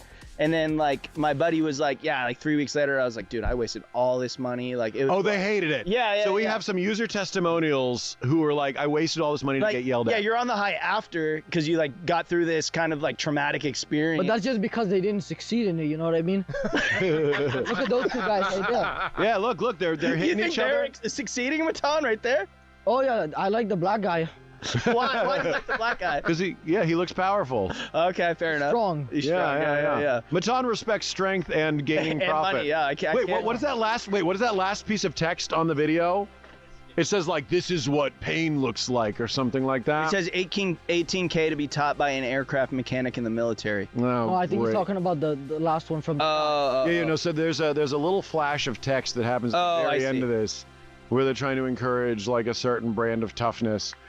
This is a pretty tough one. I feel like Council Ray's got some good points. At the end of the day, they don't seem to be promoting anything other than like hugging your bros in the ocean and Which is cool. Like honestly, this would be fun. If you guys had this setup with like us hitting each other with foam things, I would do it now. Yeah, and we all I do would acid. do it. Huh? And we just did drugs. Yeah, fucking that'd hit be each cool. other with these Well, things. now they're showing the guys who are doing it correctly. That's what it said. Yeah. Well, These are the guys doing it right. Oh, got it. Just imagine. Because you're 2 friends with the guys before. Yeah. Go ahead, Council Ray. Just imagine you're, working 9 to 5. Your life is kind of dull nowadays, and you're thinking, I want to find some purpose in my life. I want to fucking shake things up, And you're like, wait, I see this cool. They get to pretend that they're doing something like crazy, I do see Council Ray's point. This feels like a male version of a yoga retreat. Like I see yoga retreat videos. They're like, come to Bali, go bathe in mud. Look, they're bathing in mud. That in this is one. such a good So look point. at them They're bathing just in mud. challenging They're just themselves. like, yo guys, I like mud, but we can't have it be like sweet with like girls. We have to have it be like we crawl through the mud as part of an obstacle. And it's somehow gayer. Yeah, it's super. Yeah, look at that comment right there. Yeah. Yeah. But if you notice, the guy who's leading it, usually he doesn't have any hair because he works so hard, so you can take his testimony for it. Yeah. That's definitely. Not that guy, the other guys. Yeah, there's a very specific guy you're into. All right. I love Andy Elliott. Yeah. Okay, cool. Well, we've learned a lot. Jerry, do we have any interesting statements about this? Oh God, I mean, I would just be absolutely terrified to be in this environment. Thank God it's not for me. Yeah. You'd want the girl version, which is the yoga retreat with the flowers and the tea. But essentially, it's the same thing, but just for dudes. Yeah, but they touch a lot. Yeah. Well, do the women touch a lot at the yoga retreats? You know. Not as much, I bet. I don't think touching's an issue. Yeah. Why there? It's a You have contact sports. I mean, jujitsu. You're all over each other. You know, you're sweating. You're eating each other's sweat. I would just like to say I do think this is cringy. Can you turn on his podcast? You think it's cringy? Yeah. What's going on with his podcast? Does he just sort of like keep on saying He's on alpha episode male 50. bullshit? Oh, he's got 50 episodes. I see Matan's point here. He's clearly doing something right. Yeah, he's clearly doing got something 50 right. episodes. Yeah. Over 300 likes. That's true. Wow, over 300 likes. That's crazy. That's a great question. That's a lot. What was the question? Is this guy married? Is this guy married? My guess is yeah. My guess is no. I want to know if he yells at them. He would never take orders from a female. Married to the game. Look at that. This gives like big adult summer camp vibes for like beta men. This is summer camp vibes. Is this cringe is the big question. It seems like jury sort of like, Cassidy, you say cringe? Bryson, you say cringe? So I feel like the issues that we're seeing here are that these guys are essentially trying to create an image of manliness. Duty as a man to father those kids. Like, that's it. A lot of American flags. Yeah. A lot of American flags. He looks trustworthy. Oh, that one's a gun. I once uploaded a video of in India of a megalodon shark coming out of the water, and it got more likes than that video. That's a good flex. Wow, he doesn't have any likes at all there. No, he has a couple. Just 72 views. Not bro. as many as you. Oh, he's on Fox News. Oh God. So I've heard the arguments for and against this particular case. I feel like Counsel Ray made some really, really amazing points. I feel like the jury has found them cringe, which we need to take into account. I think here's the big issue is that it's basically just another grift. You know, on one hand, it feels like a grift for lonely men, but on the other hand, it basically is yoga retreats for cis men who don't want to admit they like yoga and hanging out with dudes. What the fuck's a cis man? Like a man who's born a man. Oh. Yeah, it's just like for dudes who are like fucking, you know, they don't want to do anything they might consider gay, like a yoga retreat, but they still want to like frolic in the mud in the ocean with dudes. We don't know if these are cis men. Yeah, we don't know. Yeah, fair. Yoga retreats This is are actually fucking kind of a dope, tough man. decision. This is kind of a fucking difficult decision on whether or not this is cringe. I feel like if you are dumb enough to think that this is anything more than just a yoga retreat for dudes, then you sort of deserve to get ripped off. They're not purporting anything definitely bad. Yeah, So- I mean, these guys need a therapy. Like 1 week of working out isn't really gonna change. You know what? It's not gonna like Counsel Barrett, really do anything long term. Counsel Barrett is right. This is selling a bullshit dream. This is a military cosplay sold to lonely dudes who think they can flex on this. If my son, wow, look at that. Dude, look at that. That's Look at the butt slap. totally not gay at all. Look at the spank. Watch. The spank is important. Oh yeah, baby. yeah. Counsel Gray, what do we got? I see why we all have mixed feelings. Yeah, why? Because it is a group of people who truly want to better themselves. You don't. They do. Okay. got it. They're like, I'm gonna spend $10,000 They know something's missing. but this ain't the way you fucking do it. Correct. That's all I gotta correct. say. And I don't know if that's cringe or not, No, it is. It's cringe. It's cringe. but it sucks. It's cringe. It sucks. All right, sorry, that's all I gotta say. There is no major investment in life improvement. The whole gimmick is to sell people a quick course they can cosplay as military. I'm going to But give my that's not ruling. a course. They're going in person. Look at that. You're right. I am going to judge. So sorry, Counsel Ray. You've done a great job defending them, but these alpha male boot camps for 15,000, cringe. I sense them to fucking do something different and encourage these guys to get therapy or like a nice group of friends. Pass the burden of proof on to Matan. I was going to say pass to Matan. Pass the left. Here you go, young man. Matan, your job is to defend the next fucking This person. guy just got this. Yeah, we just picked it up. I think, Yeah. I think Matan should defend the Okay, the fine. next one. Give it to Spencer. Give it to Spencer. We have no hard rules here. Matan, hand the burden of proof to Spencer. We're going to go after the Marquis Brownlee in hot water. Marquez. Oh, I like him. He's black. God. Good to know. All right, we've already got a point for Matan. Well, you're on the offense this time, Matan. Let's roll the clip. Pretty Oh, big I have plans to for be? this thing. So But I don't wanna be starting racist. off as a wallpaper app now. Then don't. Overpromise too much, but it's going to be pretty consistently improving over time, which is part of the reason why we're offering a subscription to support it. So go pick it up now. Poke around, find your new favorite wallpaper, your new favorite artist, and let me know what you think. It's kind of fun to be on the other side now, on the development side, where now other people are going to review what we pretty big I plans think real quick though, you should take in mind that after what happened, you know, they're already at a disadvantage. So what do you mean? I think pricing it a little bit higher is just, I think it's fine. You think it's reparations? I don't know if I think they should have. Yeah, I think that's good. Okay, got it. I need context. What's happening? Keyboards are obsolete. I'll prove it to you in under 30 seconds. Watch this. I'm gonna write the same email 2 ways, typing with my keyboard and dictating with Whisper Flow. Starting now. Hey Jake, I just want to follow up on your... Go ahead, No, so Marquez Brownlee is one of the biggest tech YouTubers, if not the biggest.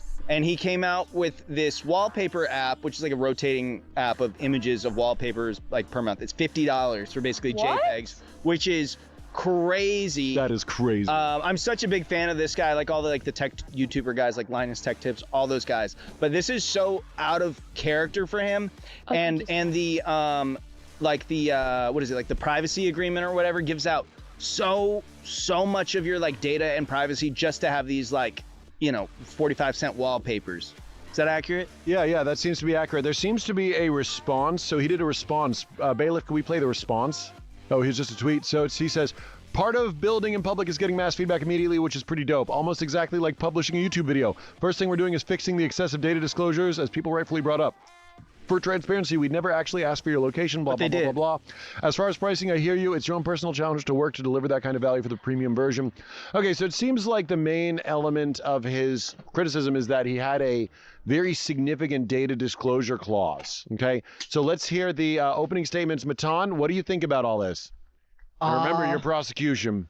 I think that he's a good guy and that he should be allowed to do it and that there's nothing funny about him. All right, good job, prosecution. Defense, how do you respond to this scathing fucking argument against When the fuck did Cal...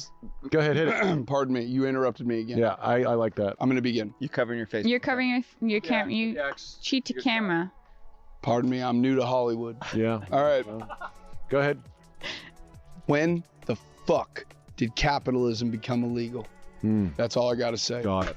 It's a very concise opening statement. Well, what about the privacy and so he had some very giving away all of your privacy, your internet search history, and all of that? But what if someone's just ignorant? So what if you're all AI generated images? Sean's big point is that he's a big YouTuber who basically it sounds like the wallpaper wasn't the actual business. He's not only a big YouTuber, big tech YouTuber. He's so respected. All of his takes have been so good and honorable. This is so out of left field. There's no way he wasn't. I'm sure he didn't come up with the business plan, all of that. He partnered with someone, but like $50 for JPEGs and then all of your privacy's out the window is like wild to me. And I'm such a big fan of this guy. It's such a left field move. That is insane. Council Ray, what are your thoughts? You run the fucking pen out of ink already, I'm baby? just like, that guy's there's no way that anyone has subscribed to this, right? Yeah, like there's no way someone's who's like, look at that. Yeah, I can find that on Google Images. It feels like a money laundering operation to me because it's such a bad app and it's such a bad. If I came to anyone, I swear to God, if I came to anyone in the world and I was like, here's my app, check it out. Randomly generated wallpapers for your phone. And I can't. How much is it? 99 cents? Yeah, it's $50. What? That's what? Oh yeah, you can have like check this one out. That's of a desert. Isn't that cool? No. Do you not want a picture of your girlfriend or family or kids or a picture you took yourself that you can easily just pop up? Don't you want of some AI weird bullshit or some photography? So this is like for sociopaths who have no commitment. I just feel like it's so transparent that there's something going on behind the scenes here. Jury, what are your thoughts? Counsel, Brittany just was passed a note. By Counsel Matan. Counsel would you like Brittany, to share with the class? Are you passing fucking notes in cringe court? Check it out. This better not be an I've got a crush on you bit. Oh no. Okay, what's the note say? Just say what it says to say. As long as it's not, a slur. Is it a slur? What is it? No. It is. He's telling me to say a slur. Pass it up to the. God damn it! Pass this up. Council Matan, we can't. Council Matan, Oh my give me this note. Give me this note. New evidence. New evidence. God damn it. What the fuck does that say? It's funny. Don't say it out. Council Matan literally thinks that it's an appropriate time to say a slur. I don't think that's relevant to Cringe Court. I'm holding it in contempt. I would like to keep it as a souvenir. Keep it as a souvenir. A Cringe Court souvenir. Whatever. We don't want to say what that is. You cannot do that. All right. Anyways, Matan. When this podcast comes out, I'll post a story about it if one of you says it. No, okay, no, we're not gonna say. promo or not? It's a piece of paper that says "say the N-word." Nothing to lose, so just say it. Oh wait, there's nothing wrong with me saying it says "send the N-word." No, if he says it. No, I gotta say it. who cares who There's says nothing it? to lose, so just do it. This has nothing to do. I mean, if there's nothing to lose. Hey, order in this court. This has nothing to do with Mark. This has nothing to do with the tech YouTuber. Oh my gosh. Whatever. I can't be canceled for saying what Matan wrote on a note. He's the one who wrote it. I will say, I appreciate What, the you handed bit. her then? Hey, order! Because it would have been better had she done it because she's a woman. Yes, Right. That's true. That's true. Sustained. He's not wrong. No, a woman saying a slur is infinitely funnier. Because it's not expected. Yeah. Women don't. I think what's funny about but the this guy- situation is passing a note that says that on, like, in Matan, general. is it because I look like I'd say it? Yeah. What are you trying to say? No, I just get thi- that. No, you actually don't look like you would say. Oh, thank you. But I just want you to. Okay. Jury, what do we think about Marquise Brown selling a $50 wallpaper app? Let's get back on fucking track. Okay, yeah. So Pinterest has been around for forever. Yeah. I personally would never give $50 for a bunch of weird random wallpapers. Yeah. Yeah, I want. Feels like okay. I want to know like what's behind it because like Sean brought up, it just seems very out of the blue. Very out of character. So I want to know what's up. Like. Over $1.5 million in weekly rewards. Play crypto, poker, and casino. Instant deposits and withdrawals. Play now on coinpoker.com.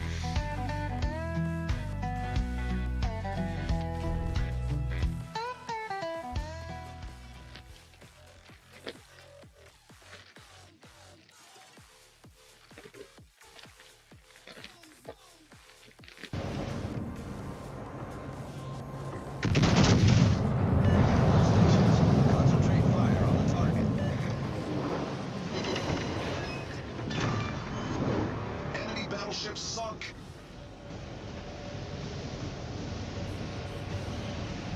Enemy battleship detected. Enemy submarine spotted. Attention. Reporting the target position.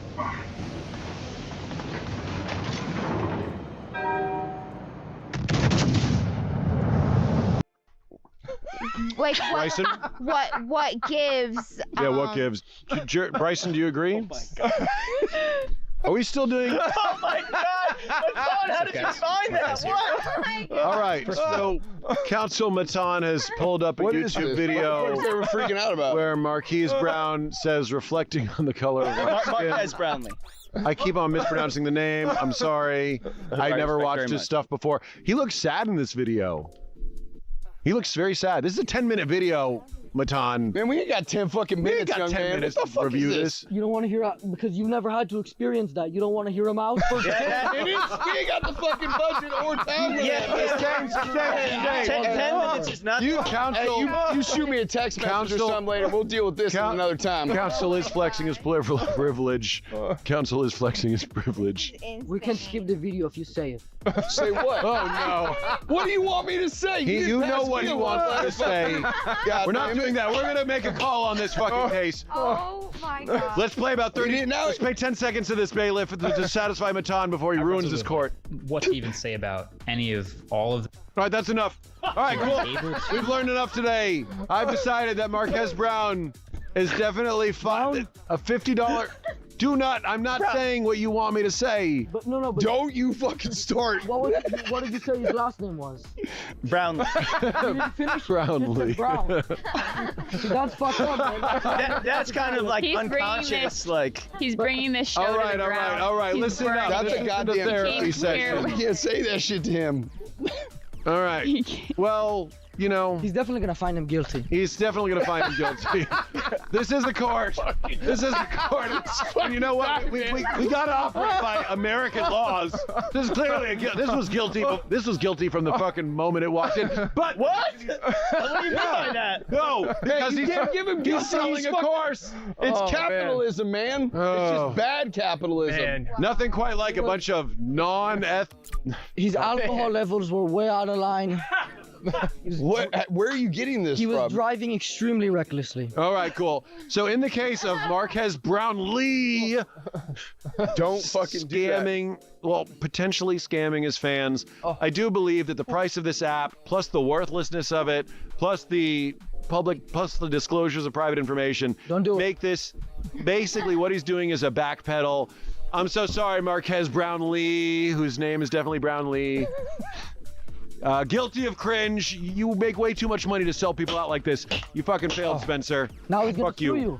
All right, Matan, let's fucking go. Watch out when you give this to Mickey. Yeah. All right, let's go. So for the next case, we have a couple things they have telekinesis. Let's run the clip. Oh no. Yes. Oh no. Yes. Jesus Christ. Oh my god. What? I mean, they're right. I mean, look at it.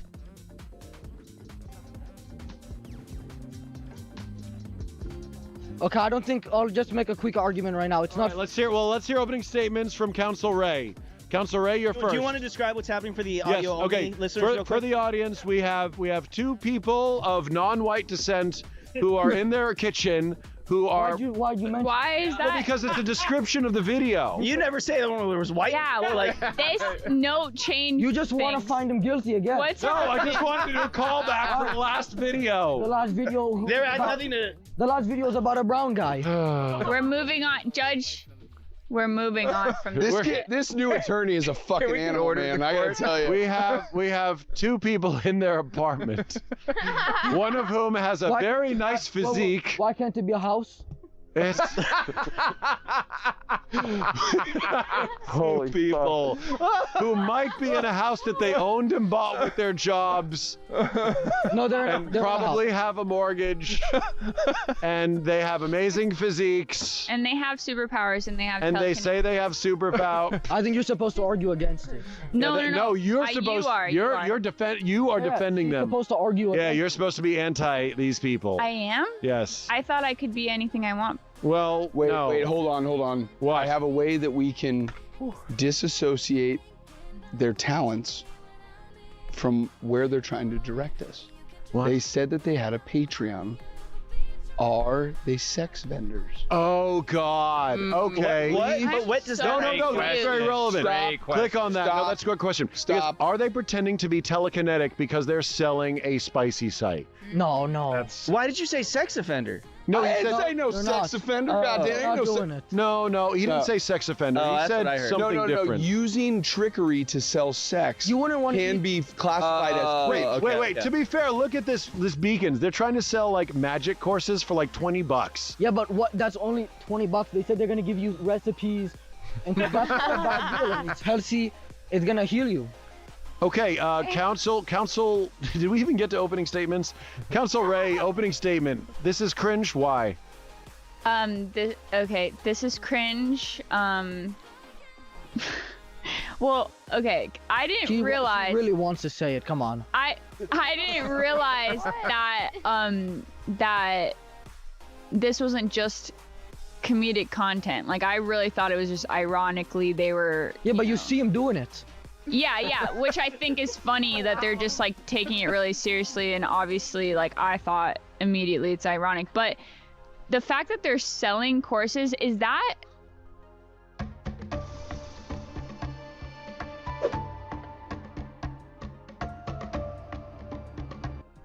that must be part of the bit. Iconic? Yeah, is this even more part of the bit? I have to. That's unbelievable. Look at that. I'm just so.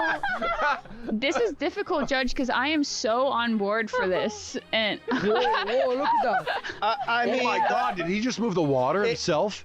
This is sick. Like when they're moving the foil and stuff, they're getting their hands so close. It's just the wind. It's like the wind from their hands. Right, but it's.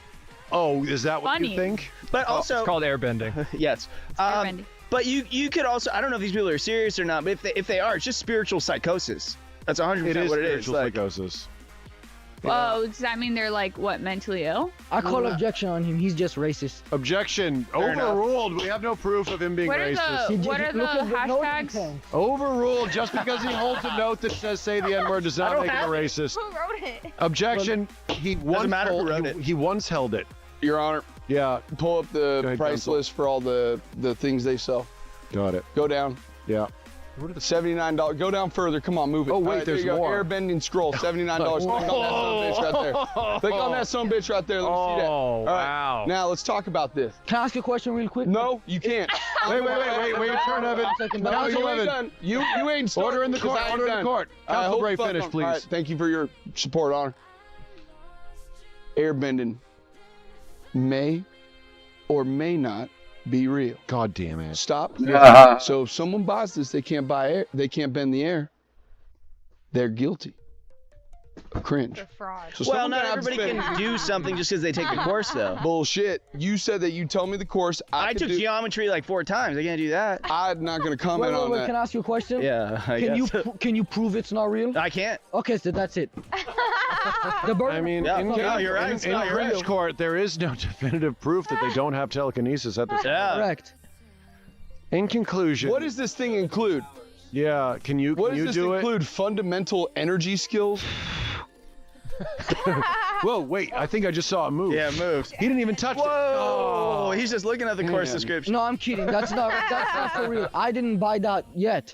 But if I did, then it would be for real. And I think this is a I bit. don't want to say it. I think this This is a has bit. to be a bit. Look This at is a the bit. image. Yeah. They're so Counsel, It's realistic. I've heard counsel. I've seen the evidence. Nobody's buying this. This is a comedy bit. I wouldn't believe anything Go to the text otherwise. message. Who is a one?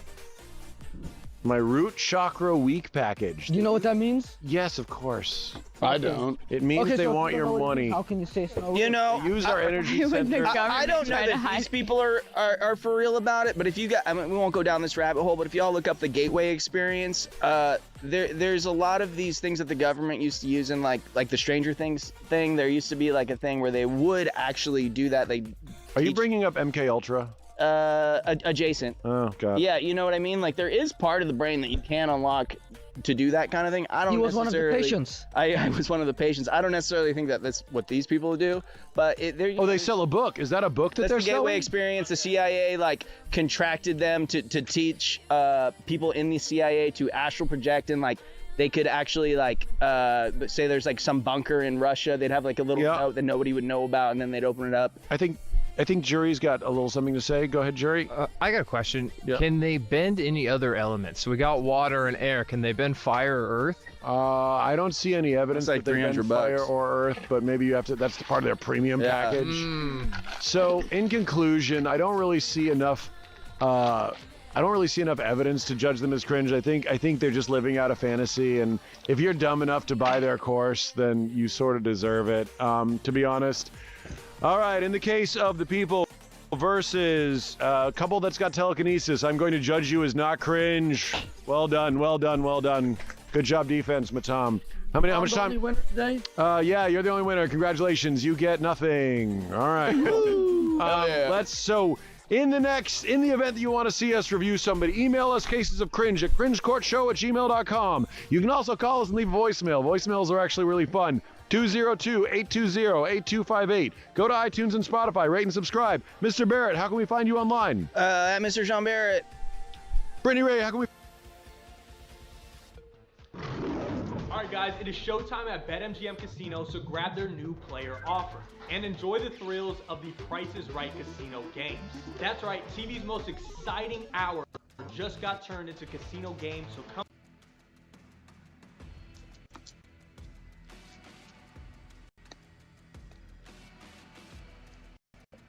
Before we get started, my friends, we got a great sponsor. It is Bearskin, BAER.SKIN/Tim. Now, I'm not going to be wearing a hoodie right now because we're in a heat dome, and it is mercilessly hot out right now. It's crazy. We got the AC on full blast, and it is cooking. It's hot. But I will tell you, these things are incredibly comfortable, and the rain jacket portion of it actually is super light and perfect if it is warmer out, but you need a rain jacket. I'm a big fan. Bearskin was cool enough to send us all these amazing fleece hoodies that I actually would wear quite a bit because we usually have the AC to keep all the equipment cool, but it's too hot out right now. I think it was like 102 today or some ridiculous number. But check this out. Bearskin's fantastic. You see, people are locking in their winter gear.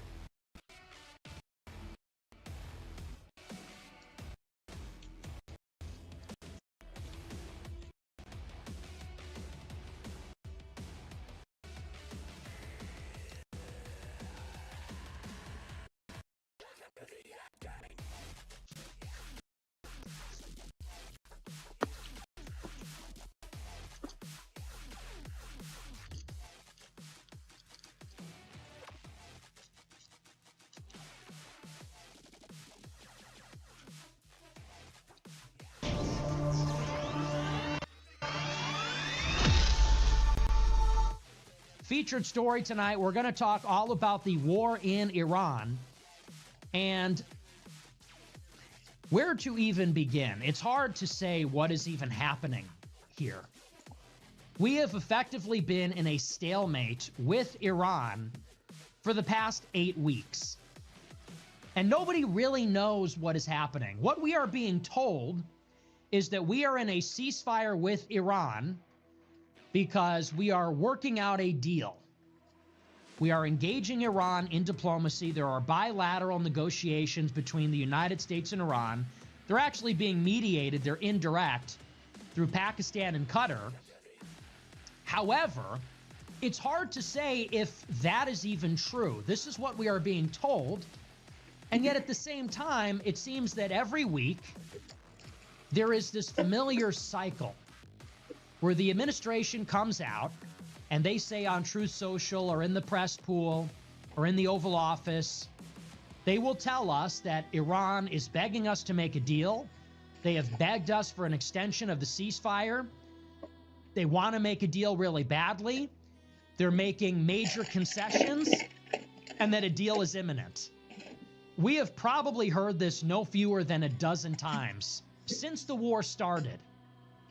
And then what inevitably happens is that within 24 to 48 hours, the Iranian side will come out publicly and say that everything the administration is saying is a lie.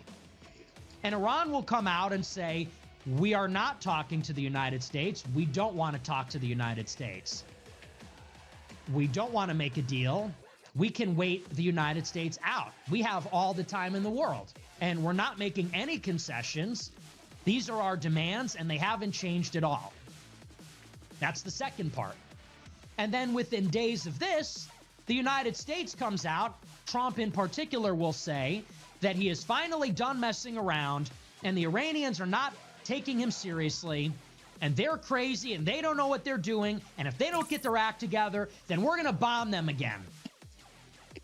And this is a cycle. We have seen this basically every week for the past 8 to 9 weeks. They want to make a deal. They're making concessions. A deal is imminent. We are planning all these meetings. We're going to Pakistan. We're doing this and that. Iran says none of that is true. Our demands haven't changed. It's still the same. And then Trump comes out and says we're going to bomb them, and then it starts all over again the next week. It's like we all just forget.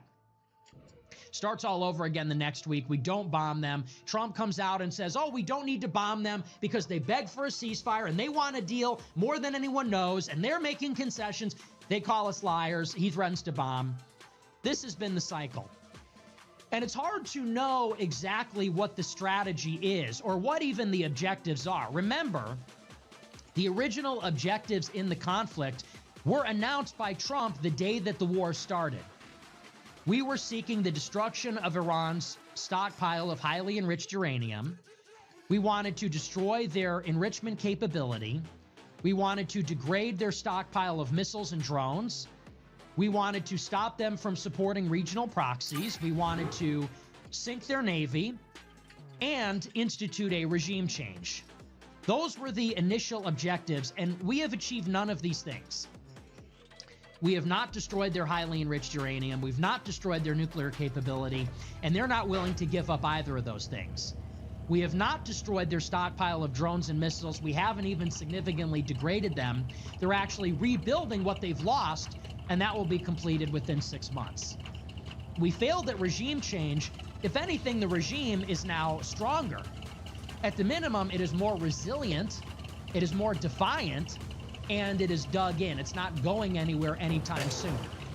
So if we have not achieved our objectives, then have we abandoned them? And if we haven't abandoned them, then how are we going to achieve them in the future without re-engaging Iran militarily? And this is sort of the fundamental question, which is, we have all these objectives that we failed to complete, which, by the way, now includes also the opening of the Strait of Hormuz without Iran being able to charge tolls. So we haven't achieved any of the objectives. In order to achieve them, it would probably require a significant military escalation in terms of tactics and strategy. It might involve a ground war or attacks on civilian infrastructure or the use of weapons of mass destruction. But it seems that that is off the table. It seems that everybody realizes the administration is unwilling or unable to do this. And so if the objectives have not been completed, and if the United States is not willing or able to escalate in such a way to achieve those objectives in another round of attacks, well, then does that mean the United States has abandoned its goals? And it seems that for the past 8 to 9 weeks, we are slowly coming to terms with the fact that we have lost the war. We have not achieved our objectives. It is impossible now to achieve them. It is most likely cost prohibitive or impossible to achieve anything that we set out to achieve. And so what would you call that if we are forced into a position of unilateral retreat, unilateral withdrawal and surrender after we failed to achieve a single objective? Well, you would say that we lost the war. You would say that we lose. We tried, we failed, and now we're done. So we lost. We hit them with everything we had. The regime survived. They still have their missiles.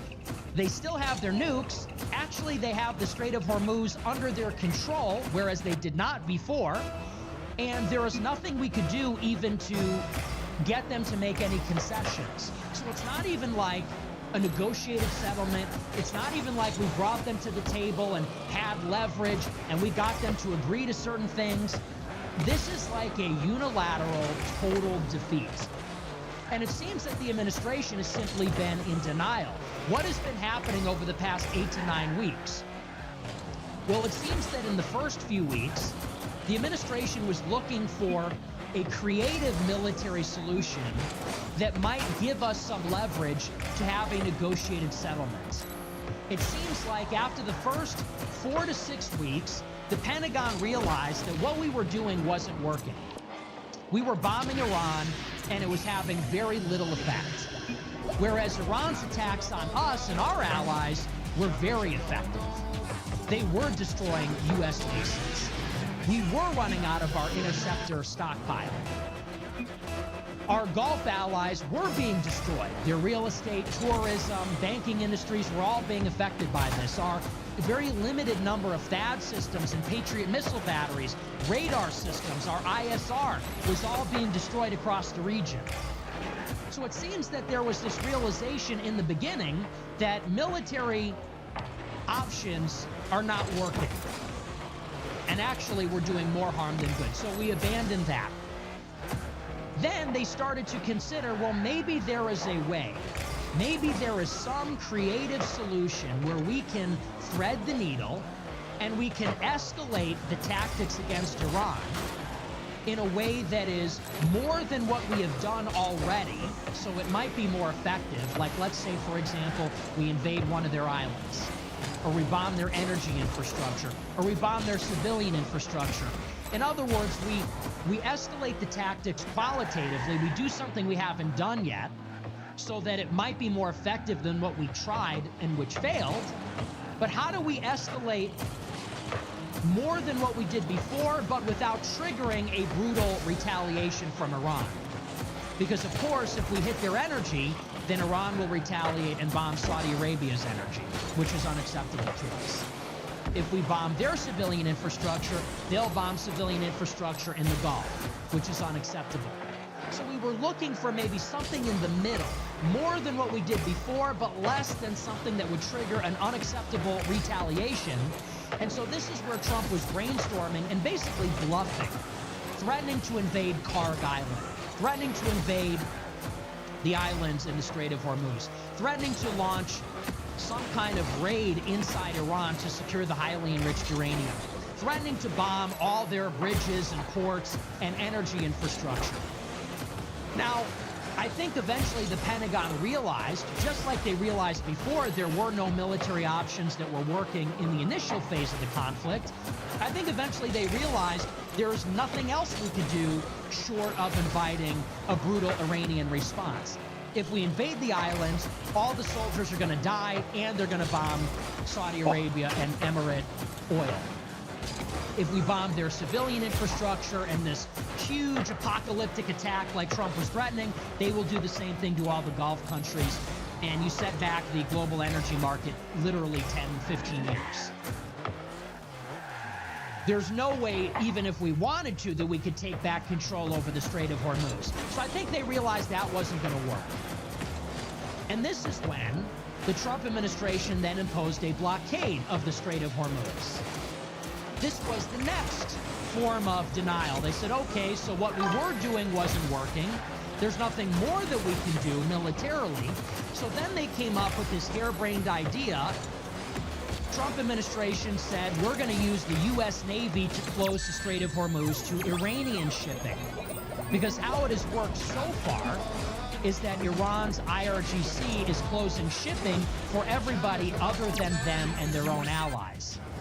So Iran still has sea-based shipping at all of their ports going through the strait. Obviously, they're not going to target their own ships with mines and drones and missiles. So they still have trade through the Strait of Hormuz. So the Pentagon came up with this idea that we would interdict their shipping. We would close the Strait of Hormuz on the opposite side. So now all of our allies can't send their oil out through the strait because they'll be mined or bombed by Iran. And Iran's trade can't go in or out of the Strait of Hormuz because we will interdict that from the Arabian Sea on the other side of the Strait of Hormuz. And the idea is that if we are under economic pressure because the supply of oil is being choked off in the strait, then we can put economic pressure on Iran by choking off all of their trade, all of their commercial shipping in the strait. However, the Pentagon has determined that there is no guarantee this will have any impact. The IRGC has complete control over the country, and so even if there are shortages, even if there is an economic breakdown, there will not be any civil disorder that will cause the collapse of the government. They can go the distance. It's not going to hurt them that badly. And there are other ways that Iran can insulate itself from this because they have land-based trade routes through Pakistan and through Central Asia. And they've actually opened up more border crossings to guarantee this. So this is the new idea. And so now we've entered into this new phase where the administration is talking to Iran. And again, they're promoting this idea of peace talks, when in reality, we just have no cards to play. We have no leverage. Glass and let's talk for about your the grass. negotiations Glass as they for your stand. grass. Where the negotiations We're gonna stand talk right about now my between potty the mouth. U.S. and Iran, it's fundamentally unchanged. From Jetson. the beginning of the war, from before the war, Jetson. from last Yeah, year. son. The United States is demanding the same set of things. We are telling Iran Tum, we want them tum, to give up tum, their highly enriched sahur, uranium. tita-tata. We want them to stop enriching uranium altogether. And we're telling them we want the Strait of Hormuz opened in such a way where commercial shipping does not have to pay a toll to Iran. They want freedom of navigation in the strait. And this is what we are demanding. Jetson, change your On the car. other side, Iran Change is your demanding basically the opposite. thing. Change your Iran decal if says you we can will hear me. never give up our highly enriched uranium. We will never give up enrichment. We are never giving up. Okay, the fine, strait. Jetson, jump if you can hear me once we Iran is get in. demanding reparations. Jetson, They want jump. billions of dollars paid to them. Jump to if repair you. all of the Okay, damages good, from good. the Alright, war. I can hear They you. want sanctions lifted from the United What States happened? immediately. And they want hundreds of billions of dollars unfrozen in assets to go to them immediately.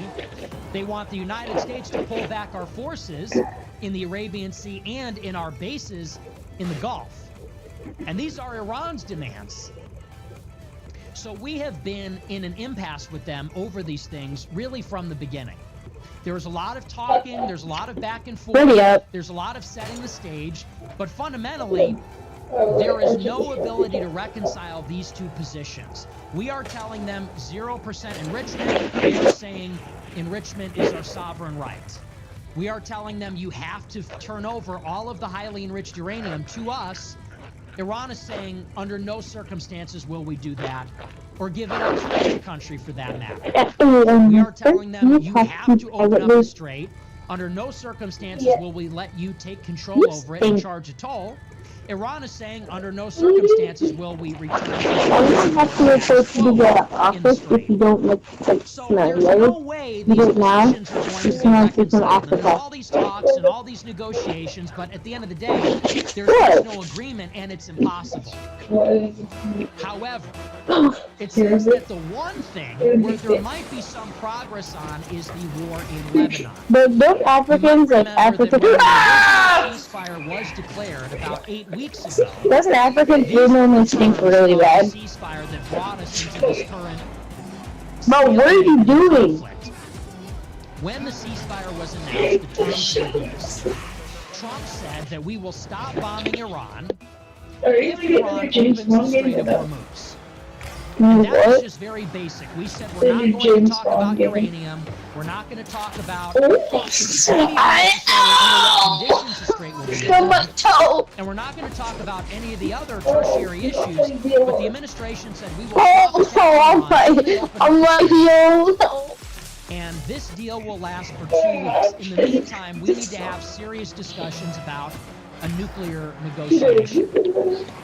Well, within hours of that announcement, come back, come on! Both came out publicly and said, those kids in low-key need to kind of pop off the game. We not only need the United States to stop bombing, those kids are probably wondering how we even won the first game right now.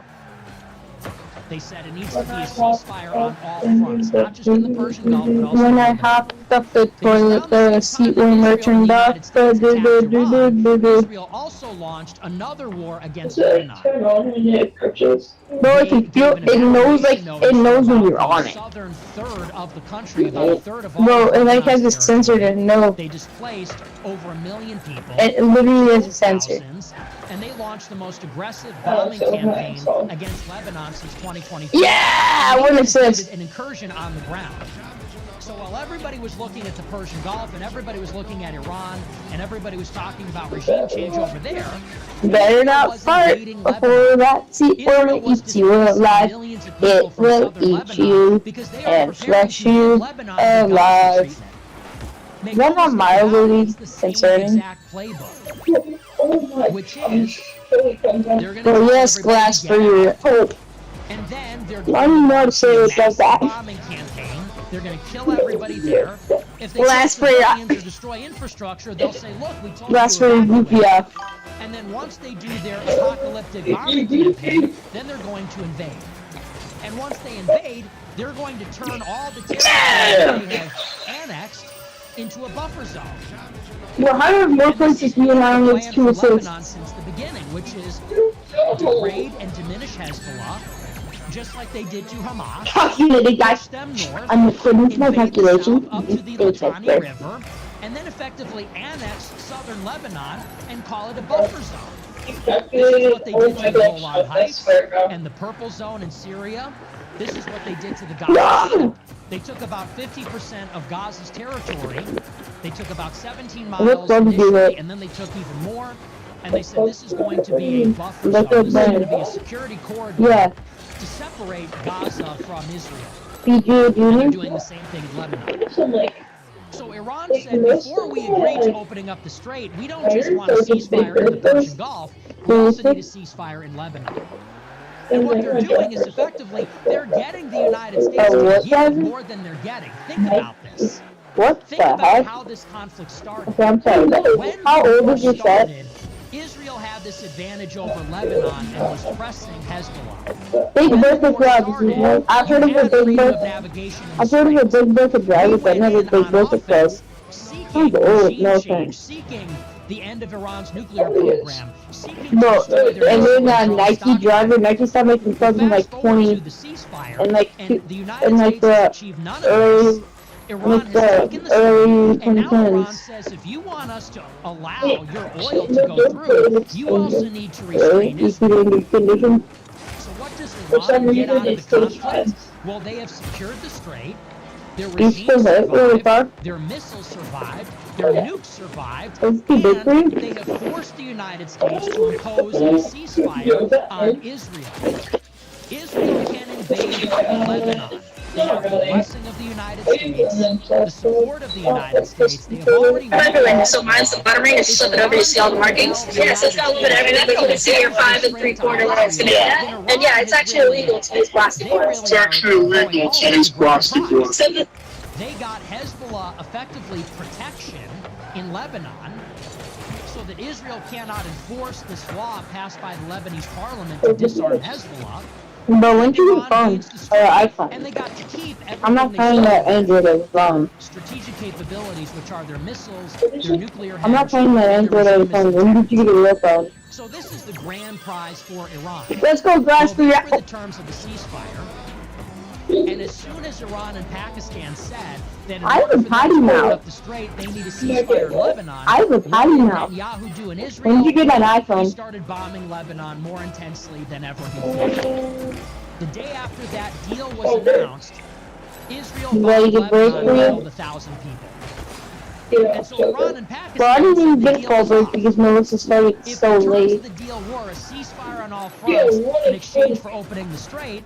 Iran said, look, there is no ceasefire. You can't control Israel. They just actually escalated the fighting. So they said, not only is the deal off, and therefore the Strait of Hormuz is still closed, which it remains closed to this day, but Iran also said, we don't even want to talk anymore. Forget about opening up the strait. That ship has sailed, no pun intended. They also say, there is no basis for diplomacy because we don't trust you. There's no basis for a deal. There's no basis for negotiations. We don't even want to negotiate because we don't trust you. You're lying to the world about what you agreed to. The floorboard, the floor, the ceiling tile. So Iran said the deal is off. Nevertheless, the United States upheld the ceasefire. They did not bomb Iran, even though the strait remained closed. What does this tell you? It tells you that the ceasefire was really protecting us more than Iran. Are you gonna have to go with flies? I couldn't see the ball through the black smoke. Because Iran doesn't give us the oil, but we're not bombing them. What does that say? Okay, his new name is just Glass. Because I can't say the actual name. It was hurting them. Because otherwise we would say, oh, you won't give us the oil? Well, then the bombing is back on. And you're not going to like that. But the reason we stopped bombing Iran was not because we were getting something out of it. We were getting nothing out of it. We stopped bombing Iran because Iran was bombing us in return. And they could take it, but we couldn't. Well, how did we were bombing them every day, and it seemed like it didn't even matter. We were not destroying or degrading their drone capability or their missile capability. Yeah! I just hit him in the head. 9 U.S. bases. They inflicted look at this. No, I actually did. On U.S. infrastructure in the Gulf. Not only that, but their attacks on the Gulf countries I just had to push the Gulf countries' economies. Their attacks on Saudi Arabia, Bahrain, Qatar, the Emirates,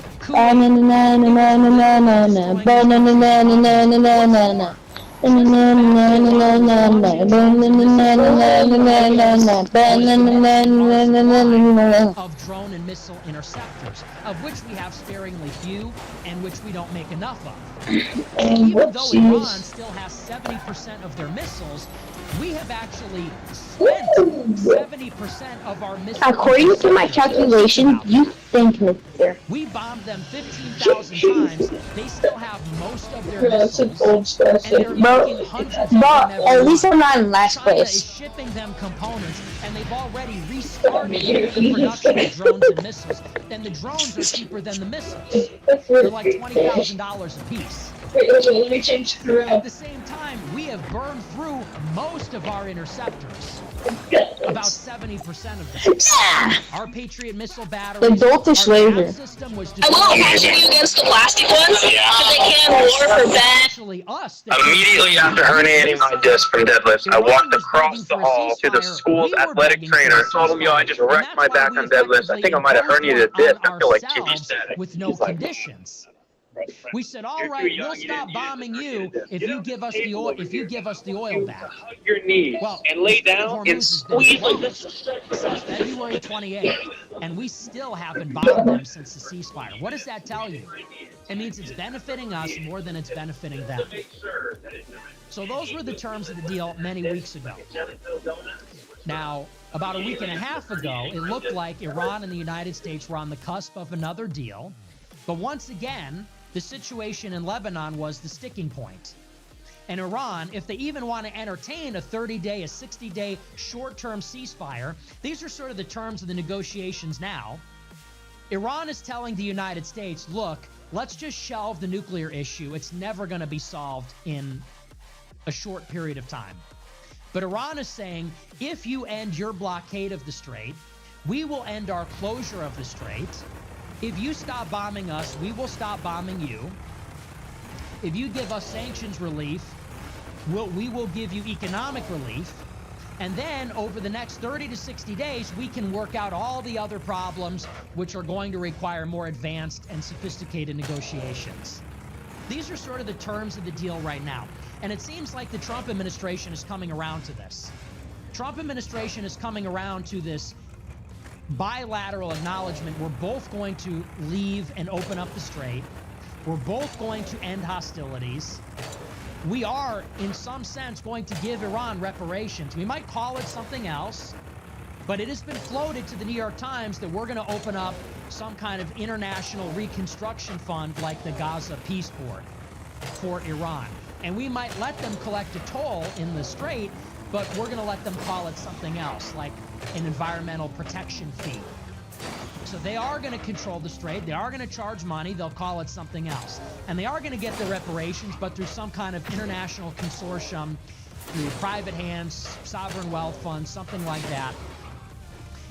We're going to end our blockade. They'll open up the Strait. This is sort of the architecture and framework of the deal right now. But the one outstanding item is this business of a ceasefire on all fronts. And Israel continues to escalate the conflict in Lebanon. After it was announced about a week and a half ago that Iran and the United States had basically reached a deal, Netanyahu vowed to intensify the fighting in Lebanon and started bragging about how many Hezbollah militants they've killed. And ground forces in Lebanon pushed further into the country. And so this is where we get to this week. Trump calls up Netanyahu and has a very bad phone call with him. And he's quoted as telling Netanyahu, "Are you fucking crazy? I kept you out of prison. You're going to make everybody hate Israel. What the fuck are you doing in Lebanon?" This is a conversation. And according to anonymous sources, they say that he was screaming, he was furious. This was reported in the American press and in the Israeli press. And this went out to the public. And what is the purpose of this story getting out there? Because there's sort of two developments inside of this, which is one, the phone call happened, and two, the administration wanted everybody to know that it happened. It's really two stories, which is that one, there is some real tension between Netanyahu and Trump. But secondly, Trump wants that to be public. Why does he want it to be public? Because he wants to embarrass Netanyahu.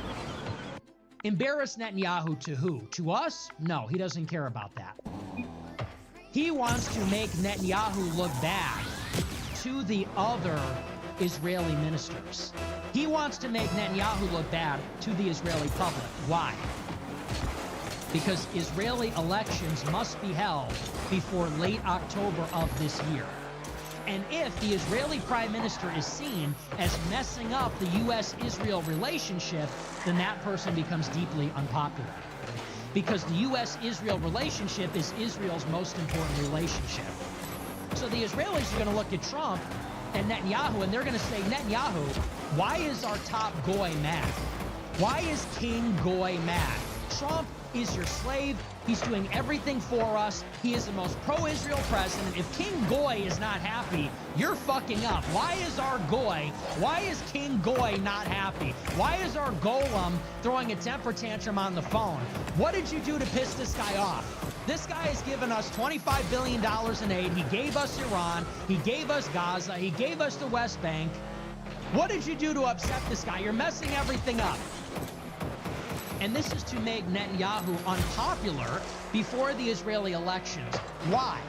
Because Trump is actually trying to leverage Netanyahu into stopping the fighting in Lebanon so that Trump can make a deal with Iran. Trump is basically saying, look, I'm fighting this war for you. And he's basically said that explicitly in public. He has said to the press, who is this war even for? It's for the Gulf countries and Israel. Trump has literally said it to the press. We are fighting this war on behalf of Saudi Arabia, Qatar, the UAE, Kuwait, Bahrain, and Israel. He says, so why the fuck aren't they helping us? Why is it on us to open up the strait? It's their oil. Why is it on us to finish the job and destroy Iran? It's their airports and hotels and desalinization plants that are getting hit with drones and missiles. So what are they doing? And Trump is also saying, by the way, this war is also ruining my favorability and approval rating. His approval rating is lower than ever. They're getting killed in the generic ballot. They're going to lose the midterms. Gas is $5 a gallon. And so Trump is saying, why am I losing popularity fighting your war that you won't even help us win? And he goes to Israel, and how about you? You think you're going to sail to re-election? Well, my party is going to lose the lower chamber? I don't think so. So Trump says, if you won't help me end the war and salvage my presidency, well, then maybe I'm going to throw a wrench in your re-election plans.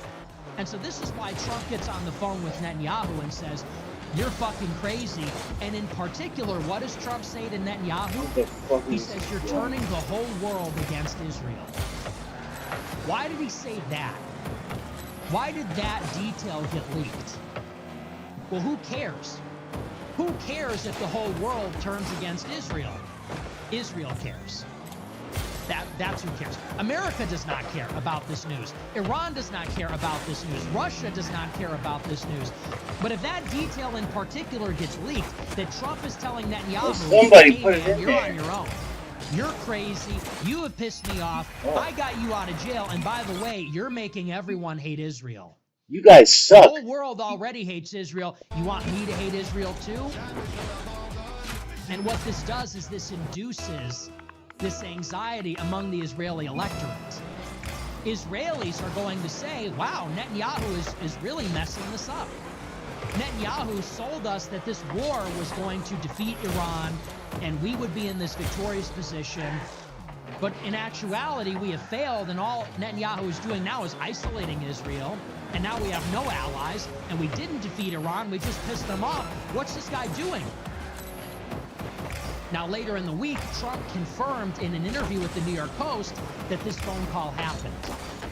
It was a rumor on Monday. On Wednesday, it was confirmed. And this is a story from the Post.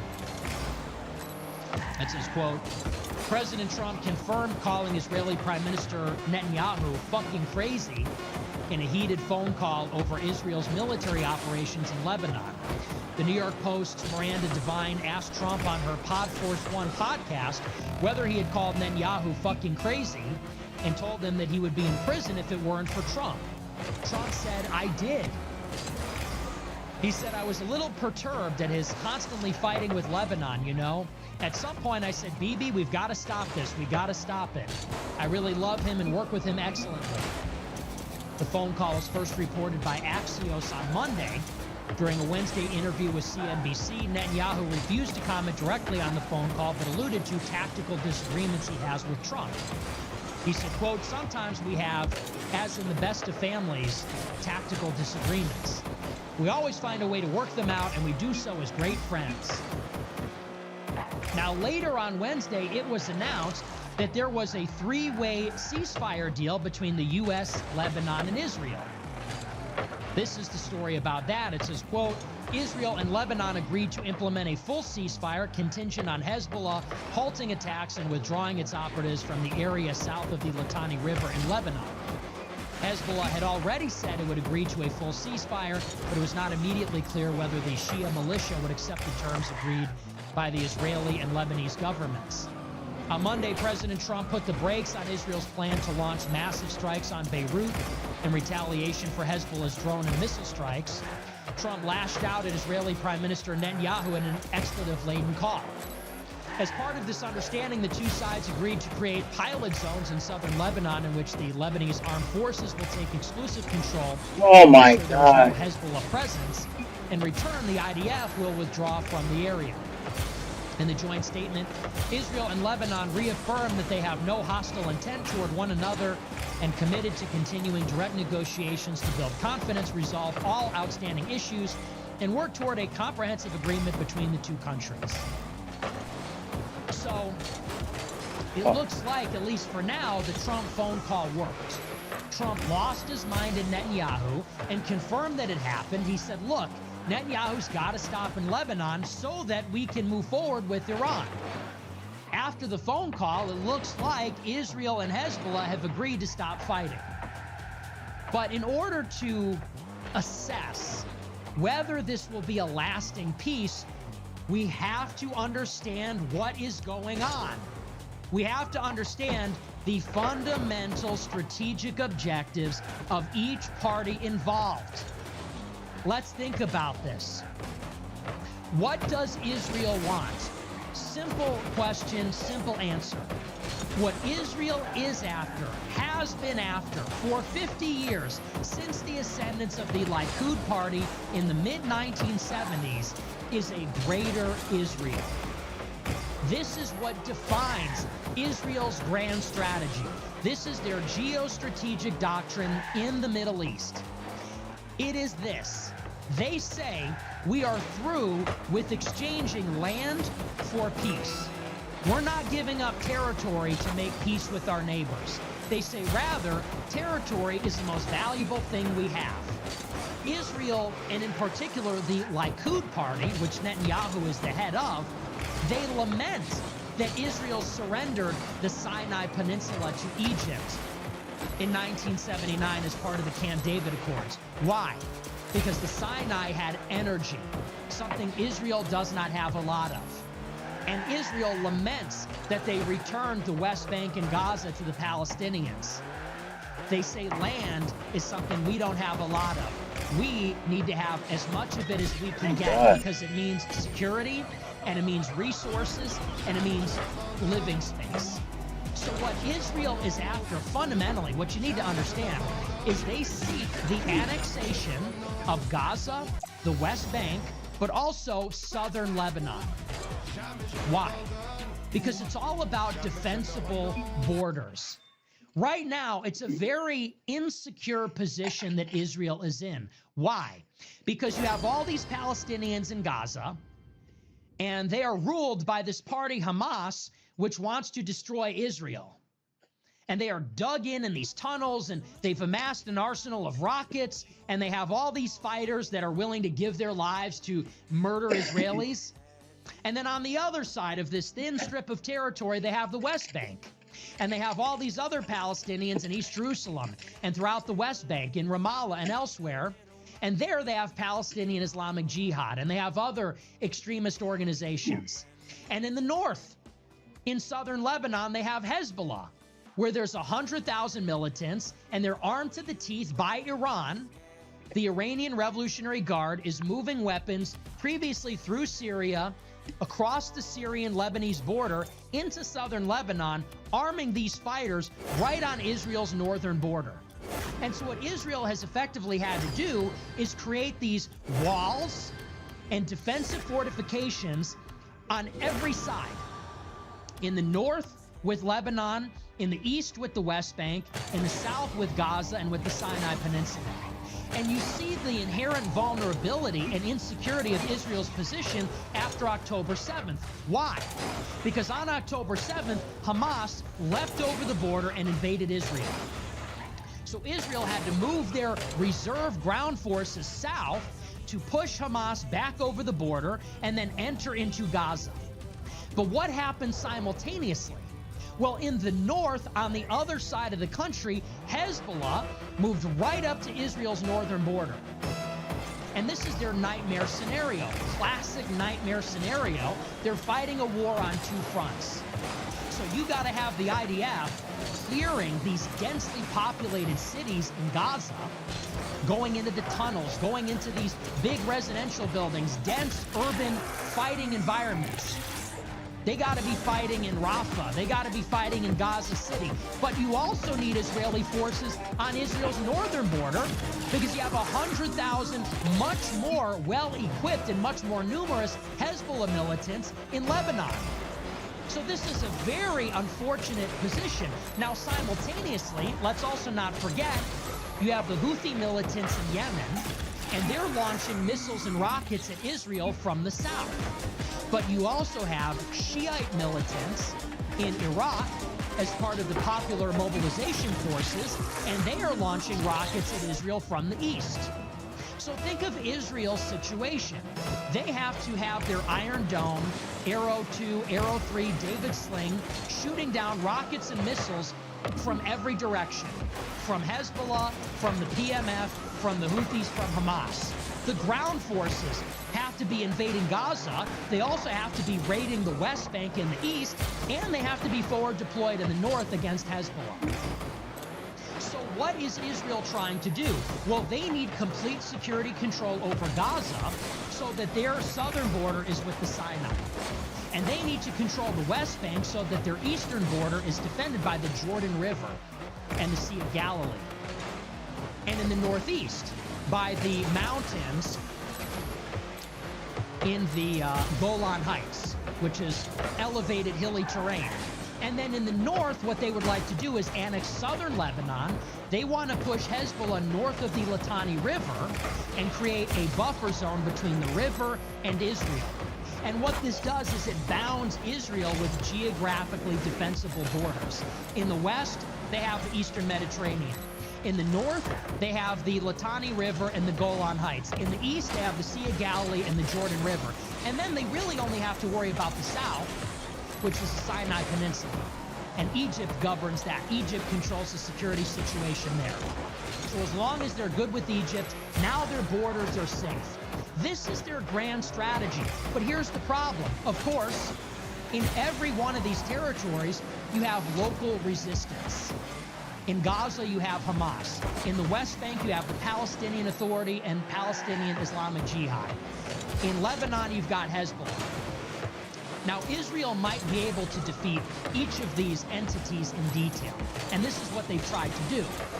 From October 7, 23, until, let's say, roughly June 2024, Israel was engaged in Gaza, working to degrade Hamas.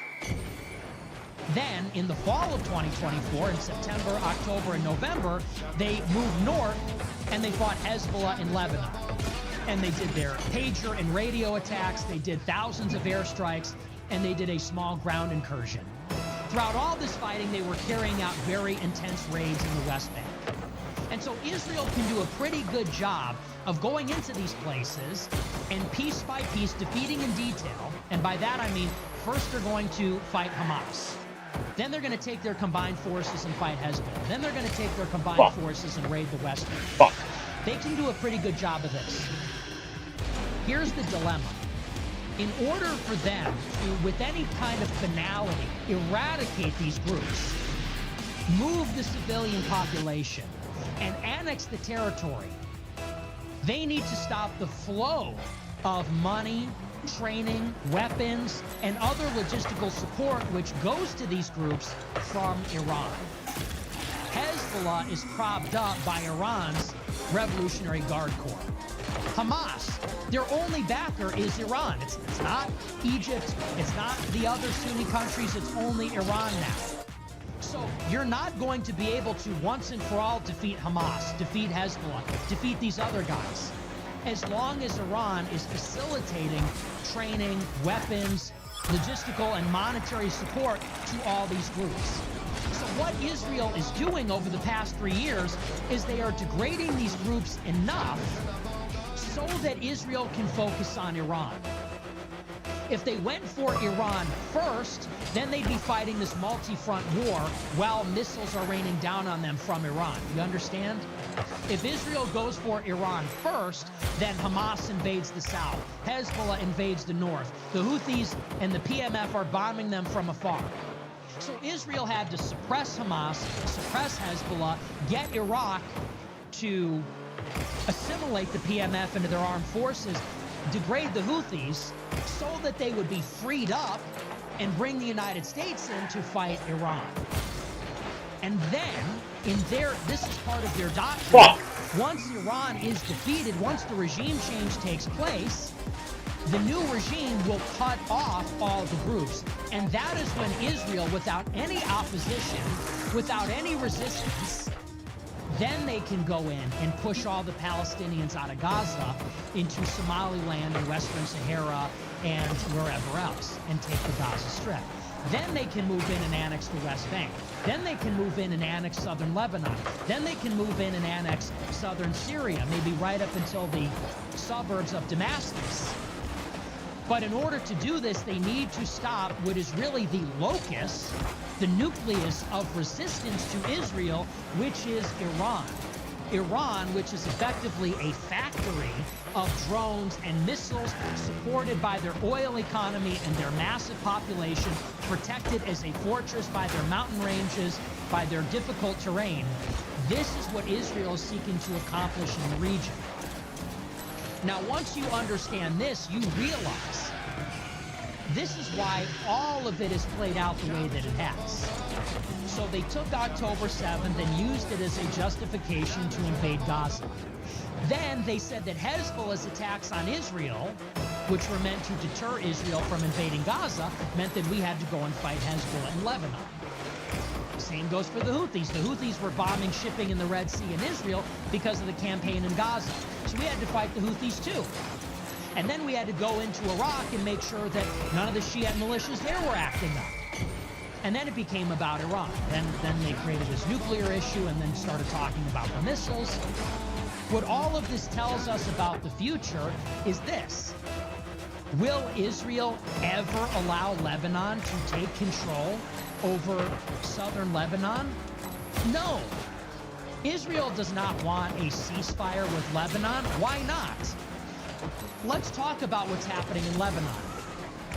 After Israel destroyed Hezbollah, the Lebanese government, which is separate from Hezbollah, the Lebanese parliament passed a law that says that Hezbollah must disarm. However, the Lebanese armed forces are not willing to disarm Hezbollah because they're not going to give up their weapons without a fight. Why not? Because Hezbollah says, we are the only ones standing in the way of Israel invading Lebanon. We're the only ones standing in the way of Israel annexing the West Bank and the Gaza Strip.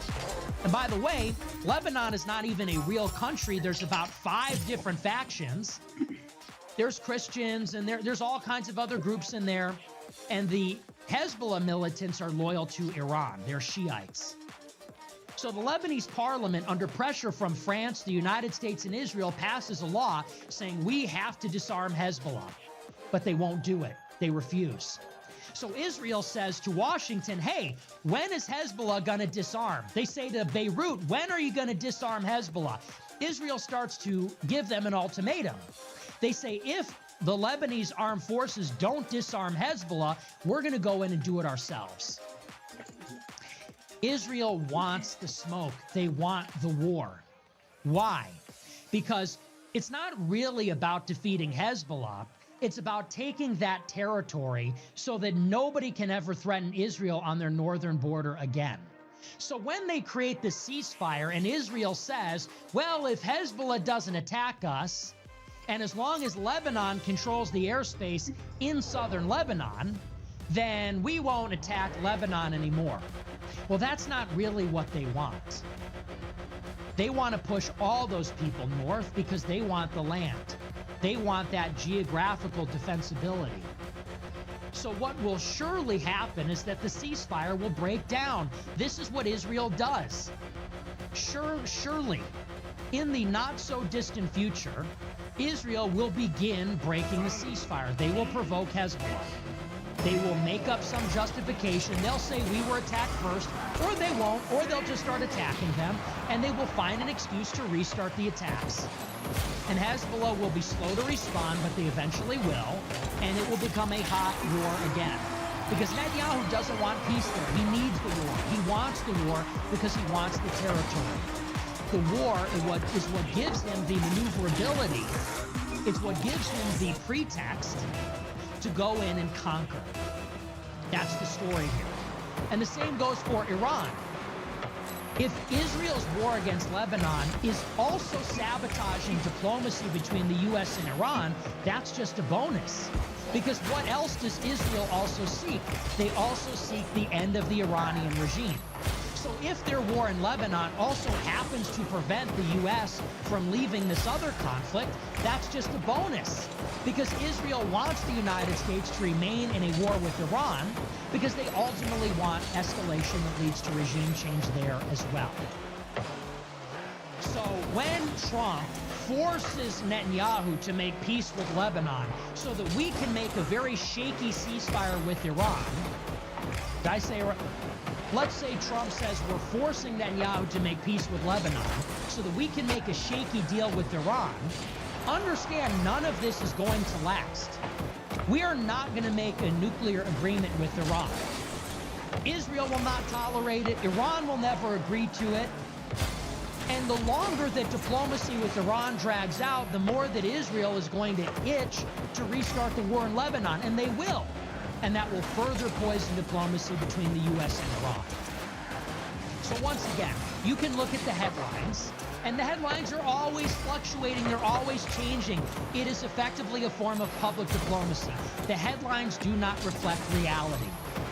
The news is not reporting on what is happening. It's not reporting on what the players want. The news is reporting on what the players want to communicate to each other. So when the Washington Post says a peace deal is imminent, when Axios says a peace deal is imminent, this is wish casting from the Trump administration. These are anonymous officials in the admin that are going to the press and telling them these things, and the press is reporting it, and this constitutes a form of public diplomacy. It's almost like a press release. But it does not actually reflect what is really going on and the probability that any of this will succeed.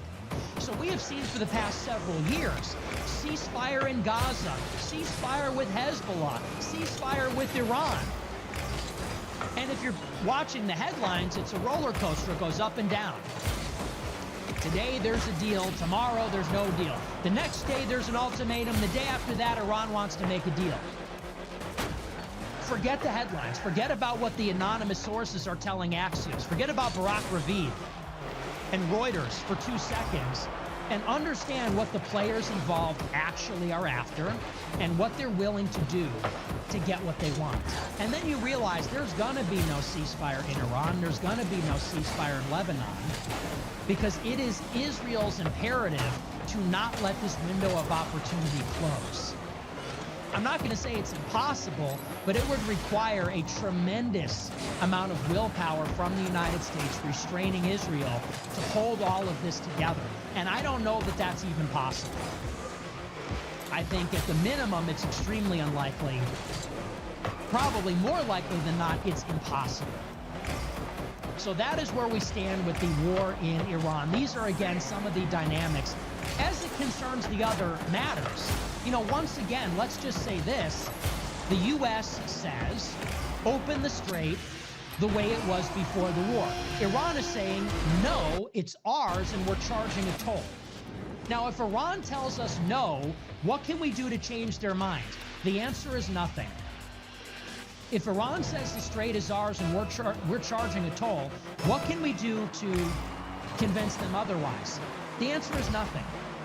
We can do nothing militarily. We can do nothing economically that we haven't already done. What can we realistically do? And how much time do we have to do it? If we don't get the Strait open by July, you're talking about a global economic meltdown. Like, it's not even funny. This cannot go on another month or 2 months. So if the hope on the side of the Trump administration is we're going to wait them out, we don't have another month. We don't have 2 more months to wait for them to come to the table. And they know that, and we know that, and they know we know that, and they know we know they know that. So there's no bluffing here. There's no trickery. There's no deceit here. It's cards on the table. We need a deal. They know we need a deal. They have all the leverage.